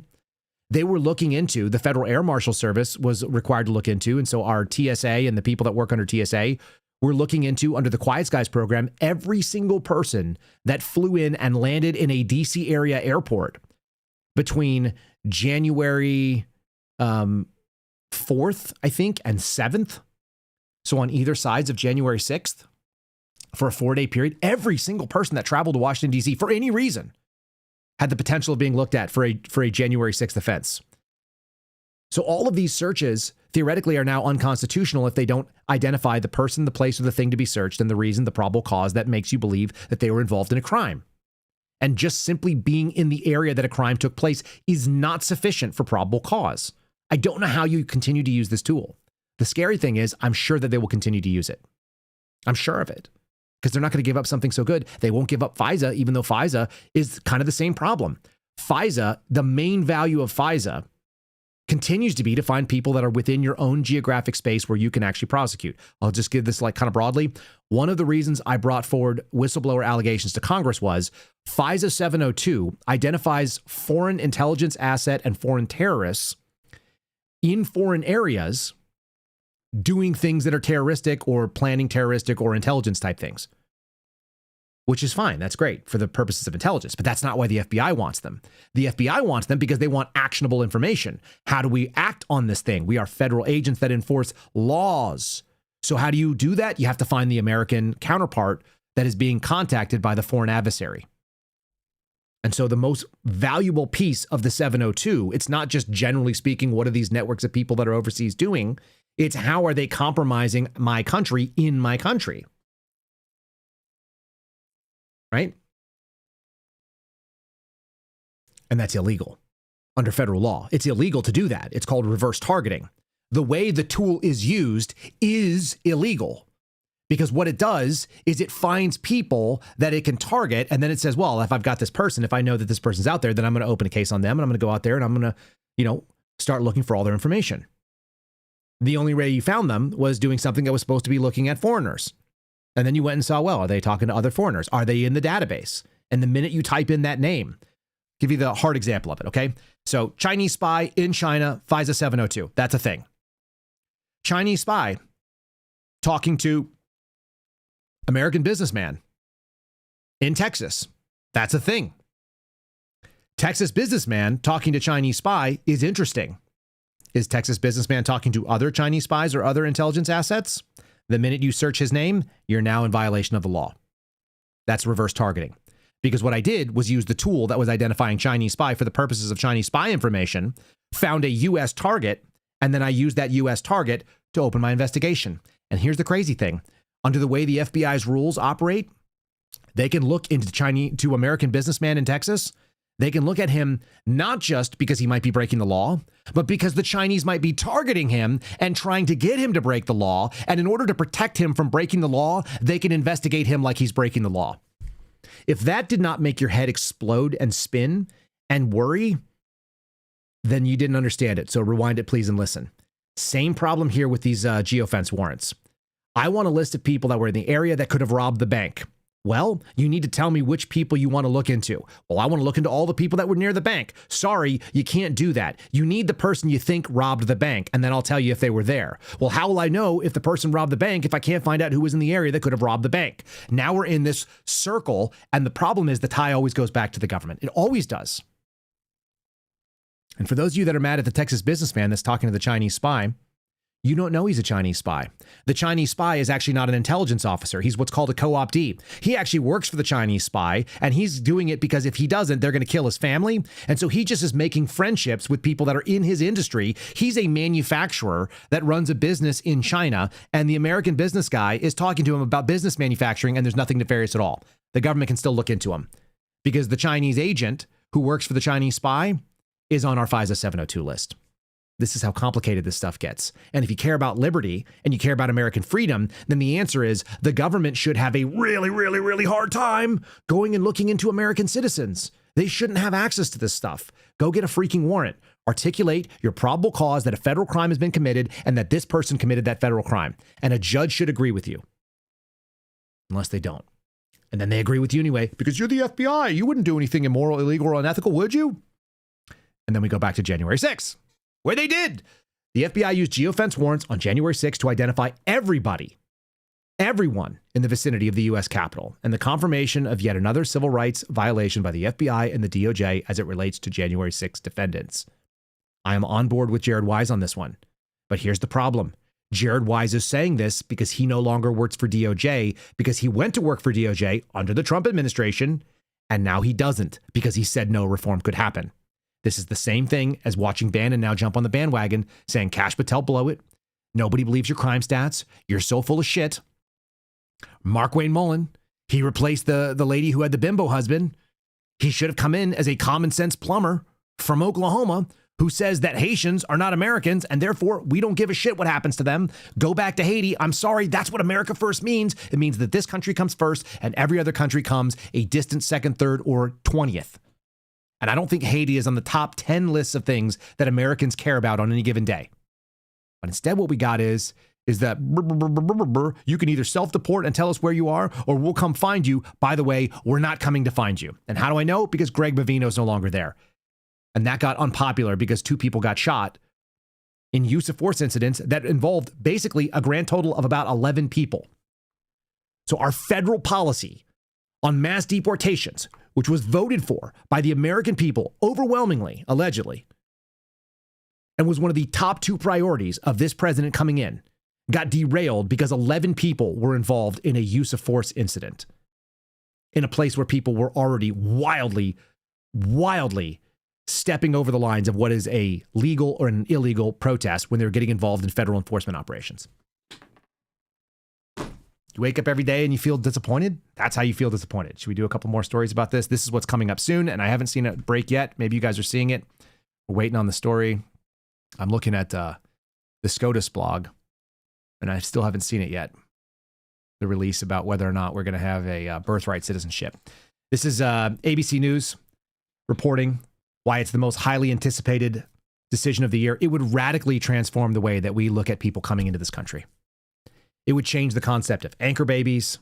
I don't know what you would do with all the people that were here before that. Would you invalidate their citizenship? Would you just say from this point on, we're going to basically act this way? The Supreme Court is expected to weigh in this week. It has to be done apparently today. This is the last day of the term that they're going to be dropping decisions on President Donald Trump's attempt to end birthright citizenship through executive order. Again, if you were doing the American Caesar thing, you would just do, and then you would ask for excuses later. Just start treating it as though they're not citizens. I don't know how that happens, but I didn't run for president and say that that's what we're going to try to do, and I didn't write that executive order. It'd be nice if they did it.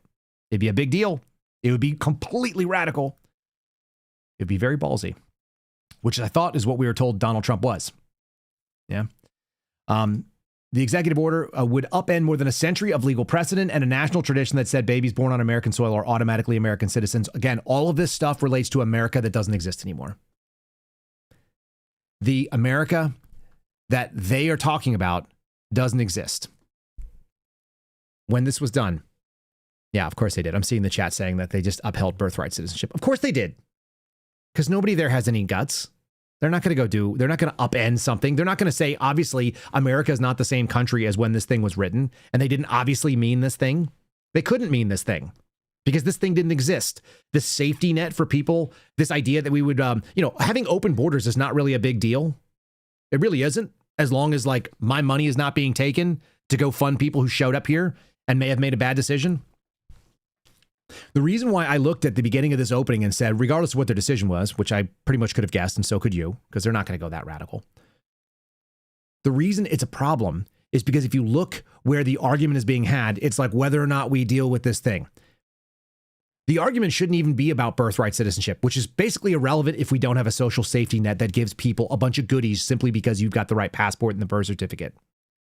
Being born here is not supposed to give you American stuff. It's supposed to give you a shot at the American dream. And since we've killed that and we've subjugated that to the lowest ranks, we've taken things from everybody and we've distributed it to like people, our brokest citizens. I've been in some of the poorest housing you've ever seen. Think about that. I've been in the shittiest houses I've seen in Baltimore, Washington, D.C. I've done it as a paramedic in Texas, in New Mexico, where else? Arizona. I've been in some really, really poverty-stricken places. I've been in Indian reservations where people don't even have 4 walls and their roof is like full of holes. I've seen crazy poverty. And even those people are all still alive. They're not starving to death. They're still alive. They're still eating. They still have clothing. They have stuff. They have TVs. Almost always they have a bunch of TVs. So where does that come from? The argument about birthright citizenship is like a symptom issue. Because really the problem with it, it's way upstream. It's that our federal government has gotten involved in charity. It's gotten involved in taking money from you and me and then distributing it to people, right? I mean, isn't that really where the problem is? If you're being honest, would you care if 1 million Haitians showed up here and died in the streets because they had terrible decision making and they didn't bring any money with them and like nobody was required to take care of them, or if people voluntarily went out of their way and made them successful and said, welcome to our community, and they were radically transformed into like non-voodoo dog eaters because they were being taken care of by some local church that said, come to church and show up and we're going to take care of you and we're going to bring you along and we're going to convert you to Christianity. Real Christianity, not whatever weirdo voodoo stuff you're involved in. Wouldn't that be something? Well, that was the system. The system was you could show up to America. You're tired, you're poor, you're huddled masses, yearning to breathe free. You got an opportunity to do it. Either you sink or swim. And many of you are not going to swim. The railroads, the ditches along the railroads for the American industry are full of the corpses of people that took a shot and didn't make it. And by the way, this is what Ben Shapiro used to claim. You're guaranteed a shot at the journey, but not success at completing it. Just saying. We're making the wrong argument. And of course, the Supreme Court's not going to go and overturn things and understand that, yeah, we are dealing with a fundamentally different system and situation on the ground. If you're watching on Rumble and YouTube, give us a like. If that was controversial or challenging to you, tell me what you dislike about it. Put a comment below on one of those places. You may hear an ad on the audio spots right now. We'll leave that spot open. Check us out on the audio platforms. The best one is Spotify at KyleSeraphinShow.com. Easy enough to find. Download the app if you're so inclined. Get the video and the audio, and you can turn on auto downloads so you don't miss any of them. I never tell people to do that, but somebody was like, have you told your followers to auto download? No, but if you want to, it's cool. I think you still have to watch it to be able to get credit for it. I don't think I get credit if you don't watch it. They can actually tell. It's one of those things they get, the surveillance. They find out whether or not you actually are watching. All right. There's supposed to be something about a transgender athlete situation too. And I'm waiting to see if there's okay, here we go. I'm going to pull this up in real time and I haven't read it either. So let's add this to the mix. Let's get into the birthright citizenship. And this is Amy Howe. It's a SCOTUS blog. I think they are left-leaning, but relatively fair. Supreme Court strikes down Trump's order ending birthright citizenship. The Supreme Court on Tuesday, today, struck down Donald Trump's executive order ending birthright citizenship, the guarantee of citizenship to virtually everyone born in the United States, in a decision handed down by Chief Justice John Roberts, Trump versus Barbara. The justice agreed with the challenger, as well as the lower courts around the country that have considered the issue, that Trump's order cannot be reconciled with the 14th Amendment of the Constitution, which confers citizenship to anyone born ... in the United States and subject to the jurisdiction thereof. I think subject to the jurisdiction thereof was the part that we just lost. Writing for the majority, he emphasized that the children born of parents unlawfully or temporarily present in the United States satisfy both elements of the citizenship clause. Under the Constitution, they are citizens at birth, they concluded. And they fucked us. But I do think that we are still arguing about the wrong thing. Excuse my language on that. We're at the point where if we didn't have government-issued charity, it would be less of an issue at all. It really wouldn't be a problem.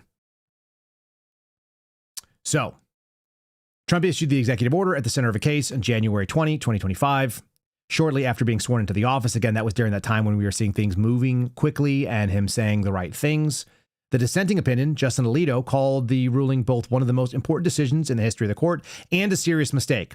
Careful analysis of the text of the 14th Amendment and the process that led to its adoption, Alito says, showed that it did not degrade the concept of American citizenship in this way. Instead, he contended the 14th Amendment conferred citizenship on those whose children at birth owe allegiance solely to this country. And therein is where we're at. We could have guessed that one, by the way, because we make our arguments all the way downstream.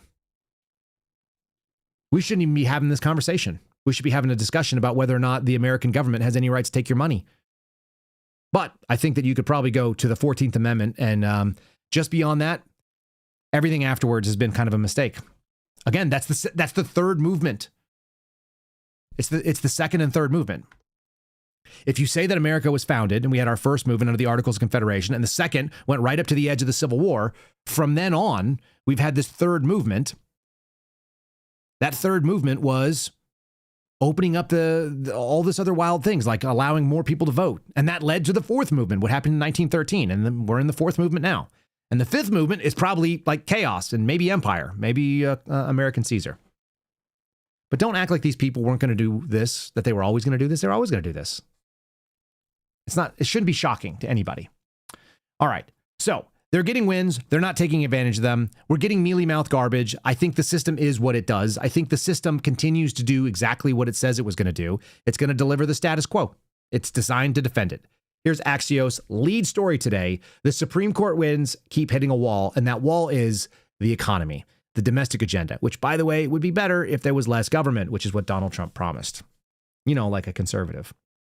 The Supreme Court this term has given Donald Trump powers over the federal government that no modern president has held. These are including like being able to get rid of people that are in these executive appointed agencies.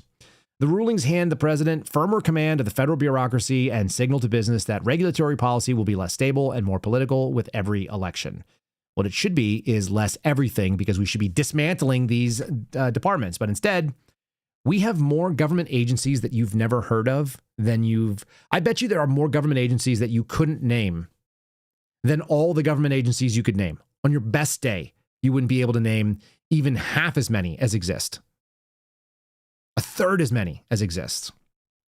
Why does it matter? All right.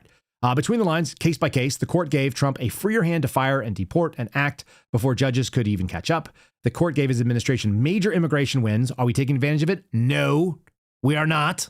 This is the funniest part. These are like the sky is falling moments. And what do you get? You got Mark-Wayne Mullen telling you temporary means temporary. So hopefully you'll do our job for us. Otherwise, we won't be able to find you. And then the administration will just run out the clock. It repeatedly sides with Trump on emergency appeals, letting contested policies take effect while the litigation continues.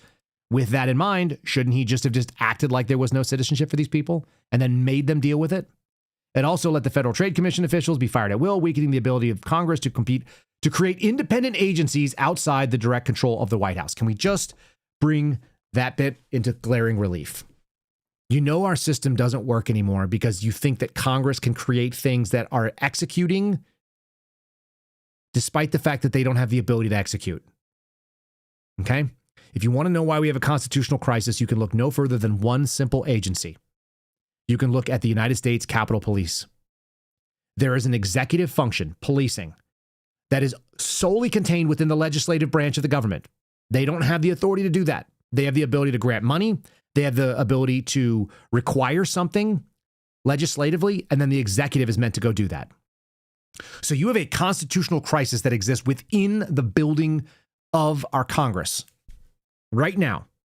And because those people are sitting around watching our Congress people do everything that they do, including banging each other on the floor and having aides do scandalously crazy stuff, that they are the people that are involved in the calls whenever there's a sexual assault that happens inside the building.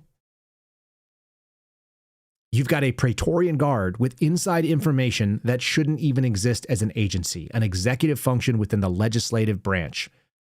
If that doesn't tell you how cooked the American system is, you're not paying attention. It's really, really terrifying to think about that. Yesterday, Thomas Massie announced that he is going to be putting a motion on the floor to reveal all the names, not of the victims, but of the congressmen and women that have availed themselves to the slush fund of money that Congress has appropriated for the payoffs of people that allege sexual malfeasance by our elected representatives. Did you know that? This was done before by Nancy Mace, but she did it inartfully. And one of the things that I had a brief conversation with the congressman, and the thing he told me that I like the most, and I don't mind sharing this to you because I think it's great. There are a lot of really good ideas that are put out by members of Congress, but they're too dumb and they're too self-serving to actually do it properly. This is how you end up with like Anna Paulina Luna writing, legislation with Chat GPT because she's not a bright person. Or you end up with Mark-Wayne Mullen, who's a senator who's kind of a dipshit and doesn't even use words properly. Or you end up with Nancy Mace, who's like really excited about showing you her boob job, but she doesn't seem to like be able to get basic things together, like write legislation that would make sense. Massie is not that. He's brilliant. Objectively, like he's an objectively super intelligent man who's like, oh, what if I were to go to all the good idea fairies that have hit some members of our Congress that they have been unable to craft the language right. And so there was always kind of a wiggle room. What if I were to do good ideas properly? And that's a lot of what people do in engineering. Somebody comes up with a solution, but it's bad. They'd be like, oh, here's a problem. That is a problem. We all agree it's a problem. Here's a solution. Oh, but your solution has other problems. Well, okay, we're not going to adopt it. Do you throw that out or do you go, the problem still exists. Your solution was not good. Here's a better version of that solution. Let's do that. That's what Tom Massie has just put out there. Let's get the names of the members of Congress that have availed themselves to take public funds to pay off their personal indiscretions. Which is incredible, by the way. Imagine if you had a personal slush fund funded by the American people. Forget about charity. How about the American people are paying off allegations of sexual impropriety on your behalf? You want to think, did you vote for that? Could you vote for that? Could you ever conceive of voting? I want to pay off for what? Fill in the blank. Pick a random name. I want to find out like what sort of molestation was involved in Greg Abbott's office. So whatever he paid, I think I should be paying that. I think that he should be able to take my money to get out of problems and sign settlements. Yikes. That's how dumb we are today. In any case, this idea that the economy is running down the Trump administration is exactly it. So let me tell you what he's doing about it. He's whining. I'm not even kidding. This is kind of an incredible little moment. The president of the United States is now demanding fuel prices come down because fuel prices are too high for people to like what he's up to. Do you think you're getting Agenda 47? When we have a voluntary conflict in the Middle East. And the answer is Donald Trump said fuel prices are too high, so let's drop them. So it's ExxonMobil, it's Chevron, it's Shell, it's BP, it's a lot of them. The gasoline or the oil prices have come down so much, and we are not seeing anything at the pump. He's responding to his own tweet or his own True Social post. Gasoline retailers must get their prices down immediately. They're too high considering that oil is now $68 a barrel and heading south. The retailers must quickly react to this statement and do what they know is right. Drop your prices for our great American people. There will be no gouging? He misspelled gouging, which is totally illegal. No law cited. It's just totally illegal. If retailers do not do this, big problems lie ahead. Start targeting around $2.50 a gallon number. I'm sorry, the $2.50 a gallon number, because that's what he promised, obviously. And California should stop charging such heavy taxes on their gasoline. I kid you not. You can't get birthright citizenship by declaration, but you're going to get oil companies to like change their gauging. Comparison to what it should be. We should be, in my opinion, at $2.25 right now at the pump. So he said $2.50 in his tweet, but what he meant was $2.25. And we're higher than that.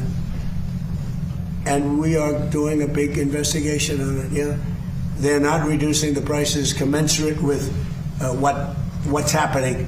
Look, we are sending out, think of it, 19 million barrels came out yesterday. That is a flood. That's like a gusher. That's an oil gusher. And they should be much lower, the gasoline prices, which really is what people see more than anything else, but for their car. But the gasoline prices should be much lower at the pump. And the oil companies are possibly gouging. I hope they're not, otherwise they're going to be in big trouble. They're going to be in big trouble. We're not going to play games. Mr. President, you spoke to What? What was that? What are we actually doing there again, sir? But we're winning militarily. It's almost won militarily, I would say. Yeah, in Iran, we were winning. We won. We already won. Open the strait, you crazy bastards! Like, so he's declaring that oil needs to be cheaper because it kind of reminds me of the moment from Liar Liar. It's like, objection, Your Honor. It's devastating to my case. The oil costs what it costs, but it's very frustrating to me. So I need it to be cheaper. Why are you saying that it should be $2.50 a gallon? Why is $2.25 a good number? How about 98 cents a gallon? How about you guys? Do you want 98 cents a gallon? That's what I declare it should be. I remember when I used to pay less than $1 for gas. That's what I would like. America was better then. America's pretty great. Can we make America great again by making $1.97 a gallon? How about 95 cents a gallon? Well, are we just going to say random shit and then we just go do that and then say like, do what I want because, and we just ignore the rest of it? Maybe we could get things cheaper if we weren't taking money and giving it to the freaking Taliban, because that's still going on. I love that Sean Ryan continues to post this out. We're still paying Afghanistan. Did you know that? It is an Afghan He goes by the call sign Legend, who is basically blowing the whistle on the current administration on how they are sending $40 million a week, and it's actually more, as you'll find out in a future episode, to the Taliban, who we fought for over 20 years. If I ever needed you guys to help me get the word out, this is it. This affects me. This affects you. This affects our country. It's freaking insane. We're worried about things that are so far downstream. Our federal government shouldn't even have the money to be able to do that kind of crazy stuff. So again, we just find ourselves, we're in the business of charity. That charity just grows and grows and grows. It's the business the government was never meant to be in, said by the people who actually wrote it. James Madison. It's like the architect of writing up what our federal government was meant to look like. It's like, there's no duty for this. Forget giving it to people in this country. How about, could we just eliminate the things that were going on overseas? By the way, Tom Massey, not going to be able to go back into Congress. One of his big deal was, it's like, no, it's not about foreign aid to Israel. It's about foreign aid. Why do we give money when we haven't solved all of our problems at home? That's a pretty America first kind of thing. But we don't get any of that stuff. We just don't. So demoralizing. Here's what we really do. And I'm going to show you this as the last little clip. This has been running around through my feed. I was trying to figure out why Graham Allen, who is like, he's just a guy. He's a guy like me. He's like a guy. He was in the military. I don't know what his special expertise would be other than he started a podcast and he just like slobs MAGA knob all day long pornographically. The allegation was that he's a Fed. Well, he shows up on Daniel Bongino's podcast, and Daniel Bongino has a vested interest in posting the best things about what goes on in this administration, like to the point of destroying his own credibility. He shills on behalf of the Israeli government, so that's weird. And other than seeing him and the clips that pop up online, I don't know who he is. I just he's not relevant in my life. He's just a guy. He's a guy that looks like he could be my neighbor, and we would probably get along. What I didn't realize is that he was actually paid by the Department of War to come in and give a bunch of political talking points, and he was a senior media strategist for them. Because we brought on a bunch of like regular guys to say, how do you psyop a bunch of people into believing that we're winning when we're not doing the things we said? And I think that there probably is a better experience in being in the Department of Defense, Department of War, working in the military now than there was previously, probably. Except they did reform with the same people. Did they gut the officer corps the way that Obama did? No. No, they just made decrees and said, now, all you people that follow orders, you're going to follow new orders, and the new orders are better. And the new orders say this, like they've gone back to imposing flu shots on everybody. All the people that got laid off and removed from service because of the COVID vaccine mandate, there's been like a couple dozen total. There were thousands of them removed because the people who removed them are still there. This is the craziest thing you've ever seen. We keep acting like we're going to do reform. We're going to do something where we fix the problem. We're going to do the Machiavellian idea that you're going to either have exile or execution, which we don't do. And what they do instead is they just want to sell you something. So I didn't know this, but Graham Allen apparently went to go work for DOW. Here he is in his own words. And people are like, imagine trying to argue that you're not a Fed by saying that essentially you got paid by them. Here's the more nuanced argument for all of you who will know that I used to work for the federal government. My credibility comes from pointing out the flaws in the federal government, period. The end. That's why I was a whistleblower. That's why I came forward. I didn't want to do it. I didn't want to necessarily make my name someone that does a podcast every day, but that's what I do. My credibility is not related to my agency that I was at. It's independent of. The people like Daniel Bongino, who lean so heavily on, I was at the Secret Service and I was at the FBI, and so therefore I know things. Their credibility is dependent on the agencies they work for. If you look at them and you say you're credible because the agency you came from was credible, right? If the agency they came from is not credible, then why does it matter what you say? Did you speak up against them? Did you destroy stuff while you were there? Do they freaking hate you the way that people in the FBI hate what I have to say? Management, at least. These people's, their credibility hinges on the place that they worked. And that's what you're going to see here. That's the argument that is made. It's the nuanced argument. It doesn't mean you're a Fed. It means that your credibility is tied inextricably to what you did. Here we go.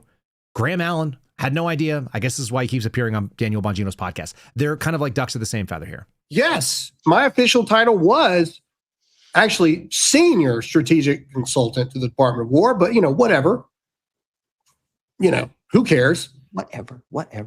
But before that, everybody knows this. I left the show for 6-7 months to go into the administration. Completely abandoned me. The Pentagon.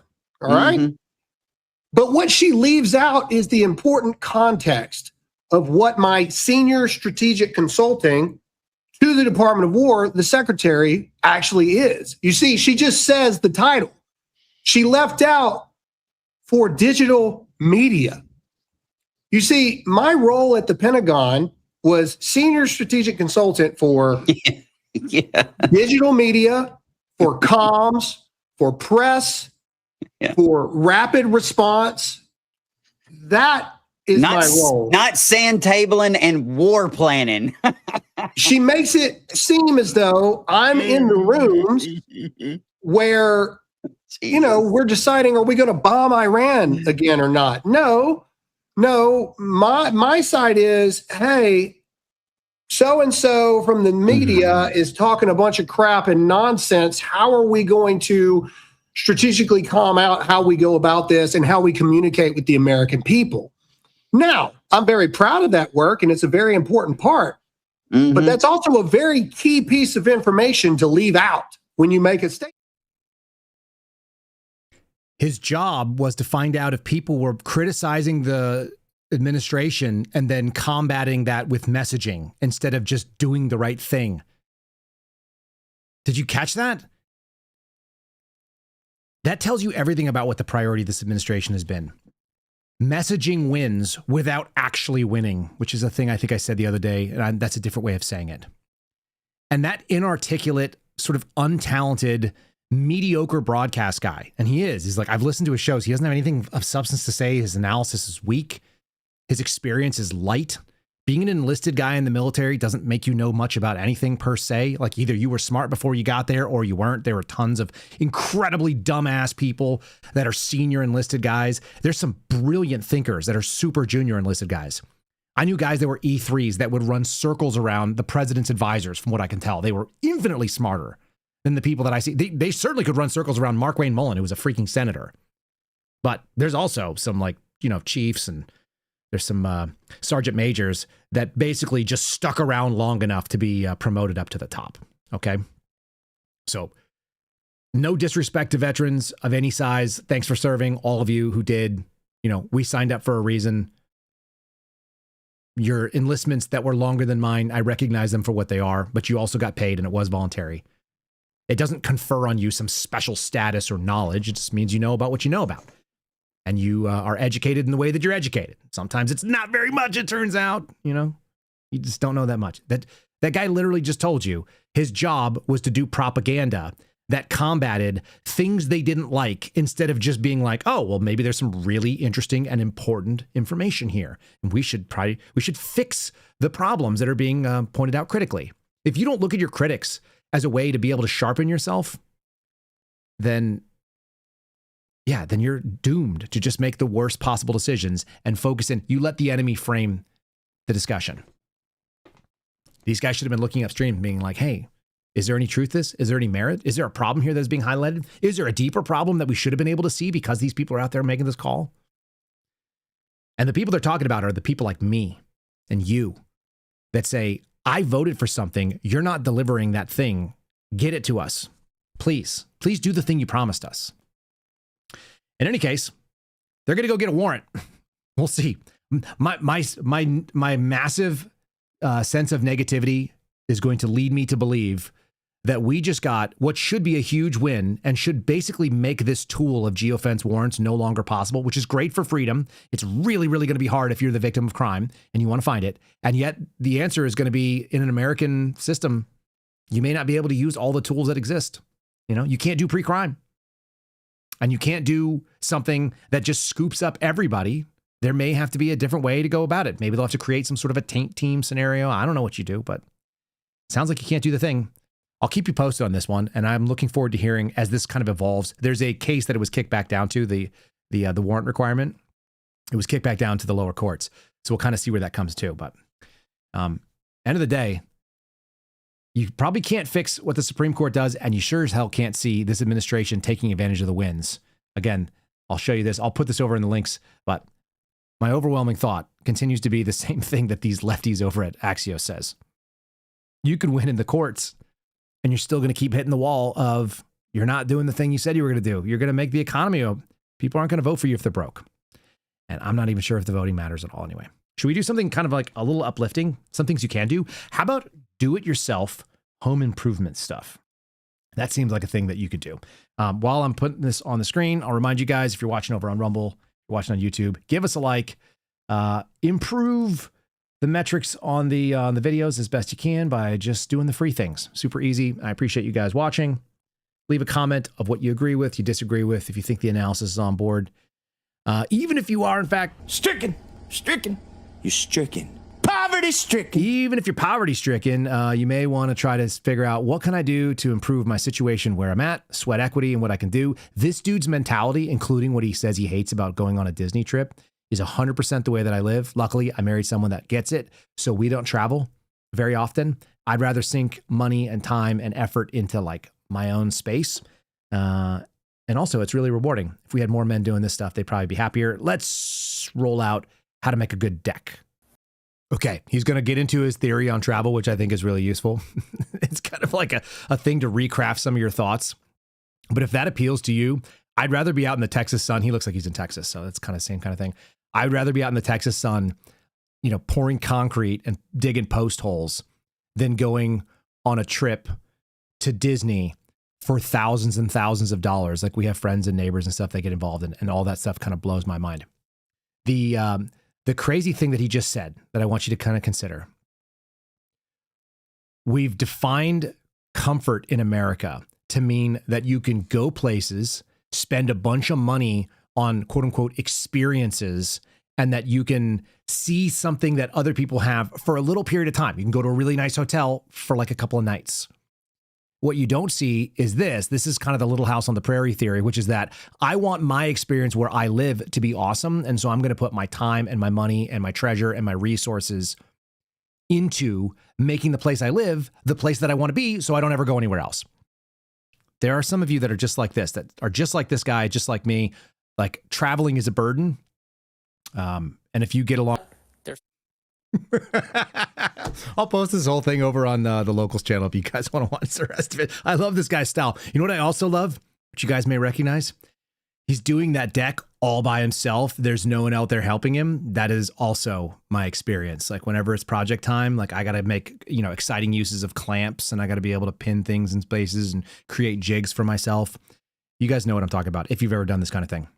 All right. I appreciate you guys listening. I hope that frames the argument a little bit for you. The discussion about charity is really, really critical, and whether our government has any business in it, and whether or not we are being sort of forced into these stupid little discussions about whether or not we're going to get the minimal thing we need. And we're being framed into this like discussion of symptoms as opposed to the root causes, which is that why in the hell is the government involved in that thing in the first place? And if you think the government shouldn't be involved and you should have more money and time, and so you can go make your own deck, and you shouldn't have to pull permits or ask anybody else for permission to build on your own land, you're probably a conservative person, which means that there is no representation for you in today's political climate. God bless all of you guys. Thanks for listening today. I'll see you again on the other side of this. We've got some funny stories coming out of the Washington Post crying about the economy as well, but not the way that you think. I'll have that tomorrow. Have a good one. Thanks for listening to The Kyle Seraphin Show, streamed live weekdays on rumble.com/Kyle Seraphin. Follow Kyle on Twitter, Truth Social, and Instagram @Kyle Seraphin.